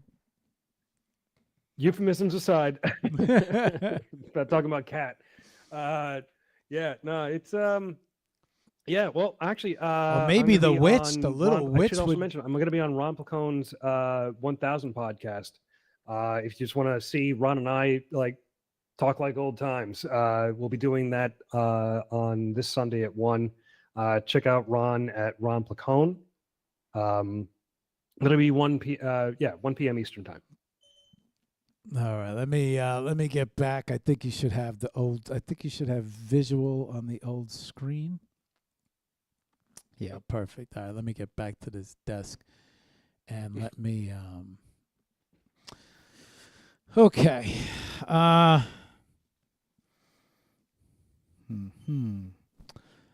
Let me I have a visitor, right? Yes, I do. All right, let me just grab this package real quick. Hang on, Chris. Yeah. No worries. It take me 2 seconds here. Let me. Yeah, no worries. But yeah, you can It's find not. Ron, It's not a. It's a fridge. Chris. Tell you that. oh, it's an appliance. Oh shit! What timing! I'll What see you later. absolute fucking timing! It's not a fridge delivery. It's I get Oh, I get a lot of love on my birthday. it's nice, man. That's good. I got getting birthday gifts. Okay, let's get back on here. Let's get focused. Yeah. Okay. Let's go. Now all my text messages are coming down now. Where were we? Let me bring this back up. Yeah. Okay. So we went through everything. We got we the want post to. going. I'm doing another podcast. It'll be another live stream on X at Ron Placone, Placone. He and I did Lucy and Ron together, so it'll be a good little fun kind of recap on how we were doing Lucy and Ron, just him and I riffing back and forth. So if you want to see some of that classic Lucy and Ron creativity in action, come on by. All right. Now I remember where we were. I'd love to see a Chris, a little witch, maybe a Lucy sitting in the. Sure. Right, Yeah, no, right. that's something to explore, man. That's something to explore. A little resin model or something like that. Just Uh, have, like, you as a little prints of them. Yusuf was, believe it or not, this show's been going for. I've been doing this show almost, I think 9. This is gonna be the 10th year, and the first 8 years, it sat on Facebook. Just didn't know what to do with it, and then X kind of offered the live streaming. And I was like, you know what? Let's move it to X. Let's expand it to Instagram. Let's see what happens. And then Yusuf was one of the first guys to jump on the show about maybe a year and a half, 2 years ago. Oh, nice. Yeah, so we've had a chance to kind of follow his the evolution of his Palometa as well as his art career, and now That's fantastic. getting a chance to know you. So I was like, I always like my got my Palometa here, but eventually would love to have a little, I don't know, shelf, something. I got stuff in my mind, but I can't see it yet. Chris, before we say goodbye, something that we always do on the show with all the artists or any guest that comes on is we ask you to leave everyone with a little inspiration. Leave all the other artists out there that might be interested in getting into the maybe painting or taking a crack at something different, or who knows, maybe they're in production and maybe they might feel the same way as you, like, you know what, I might want to take a chance. Yeah, I don't know, leave them with some inspiration, some thoughts that come to mind. Okay. Yeah, go ahead, why don't you take it from here, man? Always remember that the biggest of trees come from the tiniest of seeds. It's so a redwood comes from a small pine cone, and it requires a fire for that pine cone to crack and the nut and the seed to be able to be cast out, and another giant fucking tree comes of it. So it's all a matter of consistency, and it's all and if you're in a creative space, or any space for that matter, creativity lives in more than just making art or music or theater. So experiment, try things out, and sometimes just let it kind of spill out of you. Don't think about things too much. Go off of feeling, because sometimes your feelings are a lot more honest than what your mind can put together, because those feelings are your instincts at their base form. So don't be emotional about it. Don't let it consume you, but understand it and push yourself through it. Rigor, discipline, and just trying to have fun with it. That's what really makes something worth doing. Chris, I want to tell you, you got a great voice for podcasting, man. I was just gonna take off. I was like, yeah, I've got that presenter's voice. Yeah. Yeah, you came in so good this morning and last night. Whenever somebody comes on with like a great mic, I feel like I could take off. You know, I'm just I'm gonna let them just do the show. I'm gonna ask one. I'm gonna ask one question and let them rock. Sure. You know, Yeah. because I'm like, oh man, this guy he's coming in nice, clear, like a nice podcasting voice. Nice condenser mic. You got great energy about you, man. Yeah. So, you got a lot of great energy, man. A lot of positivity, and I'm happy to actually, I always like seeing the red dots. Yeah. I remember when Me too. we did our first. I did my first exhibition, and it was a new gallery. And I asked her, I said, "Do you have your red dots?" And she's like, "My what?" And I'm like, "Your red dots." And she's like, "What? I'm like, "You gotta go out and get your red dots." And she didn't know what red dots meant. And she said, "Well, what's a red dot?" And I'm like, "That's what you put on something when it's sold. You put your red dot." And every gallery owner should have their red dots ready. Whenever I do festivals, I always make sure I have a little book of red dots ready to go. That's right. Manifest the sales, Chris. If you That's got the red dots, right. That's prepared. right. All right. It's like the Boy Scouts. What's the motto? Be prepared. So get ready for anything and everything. It's going to happen no matter which way you go. It may not show up tomorrow, but it will show up eventually. Be prepared for the sale with your red dot. You're That's forecasting it. Okay. Chris, I want to say thank you. I know we ran a little over, but I had a feeling it would naturally. Yeah, these good interviews always do. Yeah, I know you were giving me a hard stop, but I'm happy that you hung around. Yeah, I've got construction going on in the house, and I gotta supervise that for a little bit, but it worked out all the same. I want to thank you so much for your time, for doing the show. It's been an absolute pleasure getting to know you, getting to know your art. I want to thank Gina because she's the one that made the introduction, that made the show happen. Yeah. She's always making connections for people, and I've always appreciated that. Yeah. We should definitely give Bushwick a shout for that because, that's where we met. So Bushwick seems to be, who knows, maybe turn into the new art cave or something. They are definitely the bright spot in Bushwick right now. So if you have some time, definitely head over to Gina's Bushwick Gallery right on Lafayette and in Broadway. There's always fantastic art and fantastic artists traipsing around there. You're never doing yourself a disservice going in. Yeah, definitely. Great pop. Last but not least, I got one last question for you, which is the guest always gets to close out. They get to choose the song. So what song we playing? Okay, so the song I decided to lead the outro. When we first booked this new album from a band I've been following for a while, a French noise group by the name of McBays. They dropped this new album. I've been waiting on it for a while, and as soon as I heard this song "Never" off of the album "Wonderful," I was like, you know what? I got to bring this to people because it's a fantastic song. I'll let it speak for itself. Okay. Can you do me a favor while I'm going to close out the show? It's going to take me 2 minutes. I'm just going to close out, let everybody know what to expect this week, next week. I'll be back in 2 minutes. In the meantime, do me a favor, drop the link in the X chat. And just hang out for 1 minute while I close out. Then we're going to say goodbye to everybody. Then we're out of here. So, all right. And then you could attend to your construction duties and make sure they're not putting extra holes in my wall as everything's going on.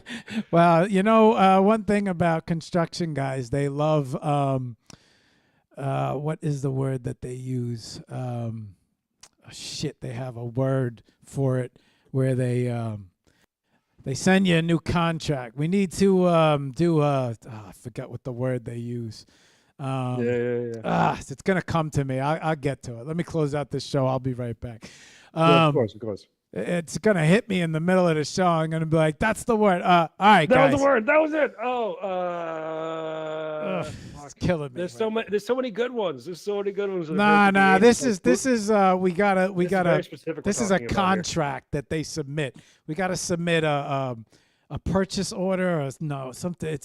It represents a change in the project where they need more money, basically. Yeah, they love submitting those. All right, give me a second to close out here. All right, Yeah, guys. take your time. Take So, your time. guys, that's Chris, Painted Bull Studios. You got a chance to meet him, and we got a chance to pick his brain and learn a little bit about fine art world.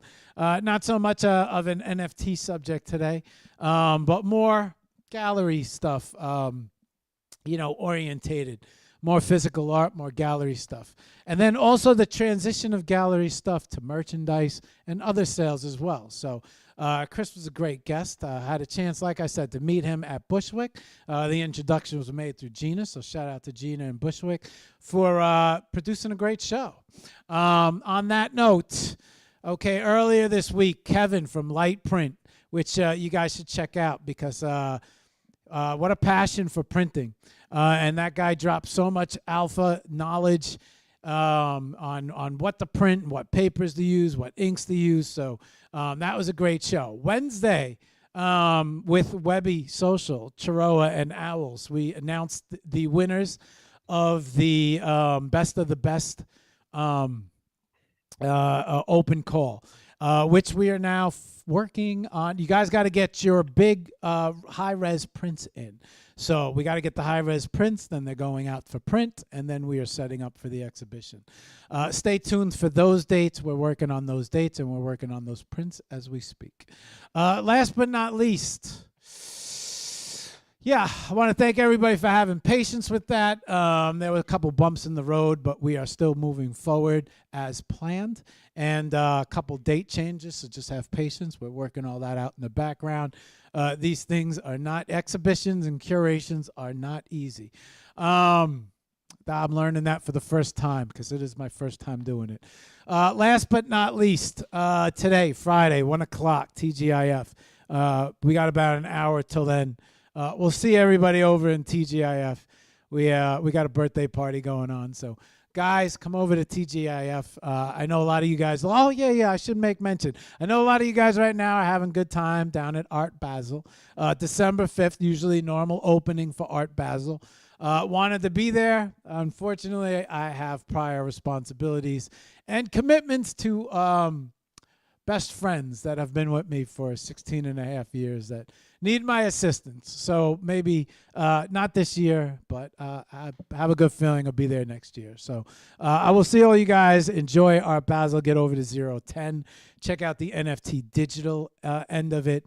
It should be very exciting. First day. I think it's 5th, 6th, 7th, and yeah, I think 5th, 6th, 7th, if I remember correctly. So I remember going a long time ago. It was always a good time. So to all of my friends and all you guys who watch the show who are down there right now chilling, have a great time and enjoy the art and make good connections. On that note, guys, that's it. That's the end of the week. Next week, interesting. We have Trish, I believe, on Monday. We have Luco on Friday. I got to confirm those shows. I don't think anything is taking place during the week. And then, as normal, we have the Linked by Art and the TGIF spaces. But those are our guests next week. But I'll see you on Monday. Till then, guys, have a great weekend. Stay up, stay positive. If you're in Art Basel, make a lot of great connections down there at Art Miami Week. Otherwise, the weekends are always a great opportunity to create wonderful art. So on that note, I'm going to come over here. I'm going to say goodbye to all you guys right now. We'll bring Chris up to say goodbye to everyone one last time.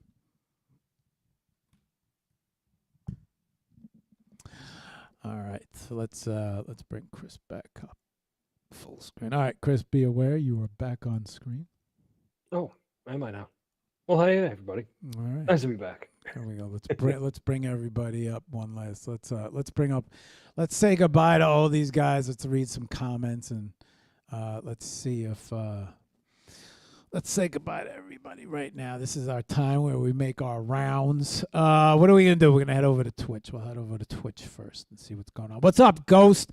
Thank you very much, Ghost. I appreciate the birthday wishes. Ghost is enjoying the conversation about the AI and the doctors outperform AI doctors outperform real doctors with a success rate of 95%, where doctors are around 85%. So let me switch back the camera so you're not talking to an empty seat. So you feel like you're a part of the show here. Interesting fact right there. They thought the Industrial Revolution would be the end for women as the looms got automated. Then the era of the typist emerged because of that as well, which I think is case in point to what you were saying about AI being implemented, how old jobs will end and new jobs will start. Good to see you over on Twitch, Ghost. Thank you for joining in. Thank you for being part of the show. We'll check out YouTube, which is always quiet. One day we'll have millions of you on the live stream, but not today. Facebook, always quiet over here on Dead Book, which is all right. Let's check out IG. What's good, IG? Giorgio. April, I got to talk to you. We got to get you on the show. Yusupata right now down in Miami Art Week, Art Basel. Have a great week, bro. I know you're rocking and rolling down there. Mariana, Art of Novice, Essencia del Vega, CC Artcraft, and Shay, Dorika, or Dorkita, Dorkita loved the classic animations as she grew up. JBE Photography. Irenas. On the positive note, Favi, what's up, Favi? Sharin and Moart. What's good, Moart? How you doing out there? I think I got to catch up with you guys to get my print. Last but not least, over on X, we have Mari, we have Vicky Licious. What's up, Vic? Good morning, Vic. I seen you. Hopefully you got me. Manic. Good morning, Manic. Chiroa. Chiroa says, amazing artwork. Great show. Thank you very much, Chiroa. Favi says it was a great show. Oh, thank you very much, Favi. I thank you for my birthday wishes. And thank you all for joining in and being part of the show. I appreciate you guys for tuning in and checking that out. Favadell is also an amazing painter as well. So painters do enjoy other painters, Chris.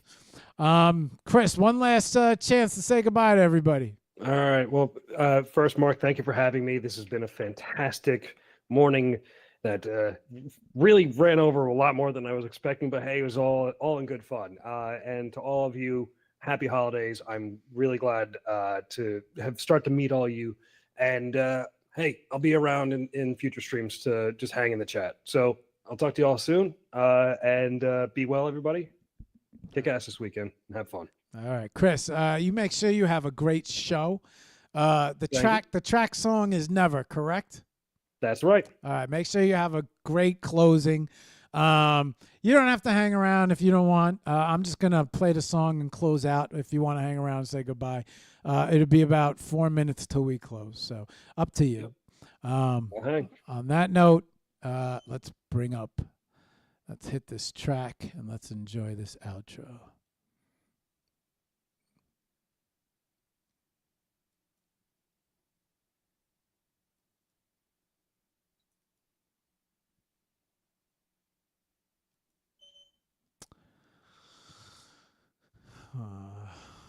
Log in another way. Do I have Spotify? Let me ask you a question real quick, Chris. Is this track on YouTube? It should be. Let me look for it real quick. It's song is called BISE. Yeah. McBass. All right, hang on. Let me.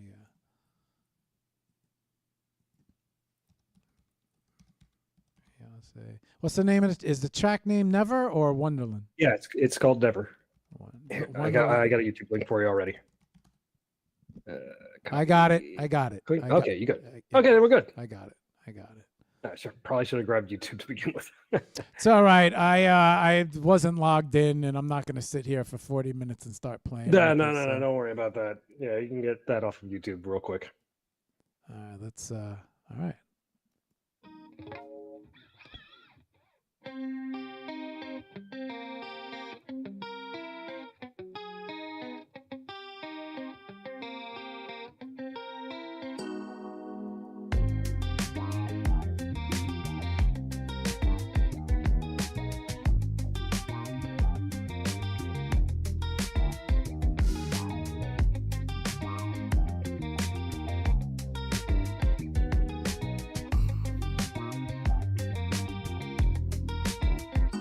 Oh, there, all the signs. Ignore and move ahead across the lines. It's all just made up anyway. I'm pretty sure that I should stay. Please don't mind what I might say. One last time. I never will ever be leaving this alone. I'm not upset. It's just a thing I do when I don't feel at home. I am in my own head when all I really need is to be left alone. It's just what I said. Never will I ever be leaving this alone. Oh, please spare us the rolling eyes. Don't feel like being fed. One more of your lines. What you think would be okay for me and you to think and say. I've not listened anyway this whole time. Why do I feel like this? Feel like a mess. Do what you think I could, but it won't hurt. To stay precocious. Why do I feel like this? Feel like a mess. Do what you think I could, but it won't hurt. To stay precocious. Why do I feel like this? Feel like a mess. Do what you think I could, but it won't hurt. To stay precocious. Why do I feel like this? Feel like a mess. Do what you think I could, but it won't hurt. To stay precocious.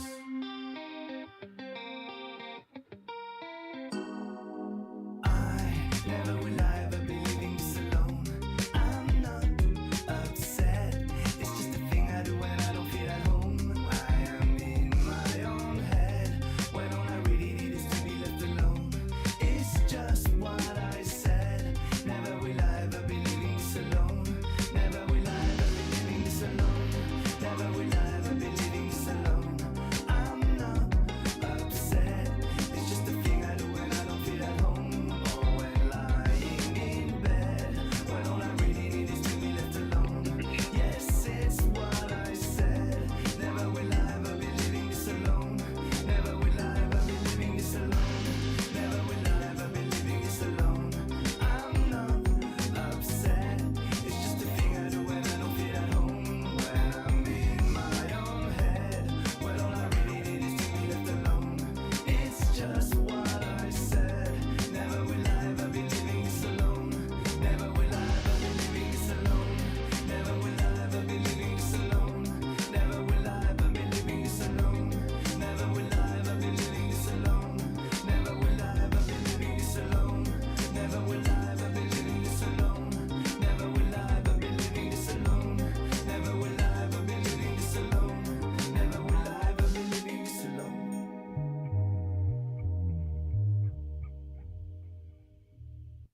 Think safety. And that was a damn good show. We'll see everybody on the next one. Till then, peace.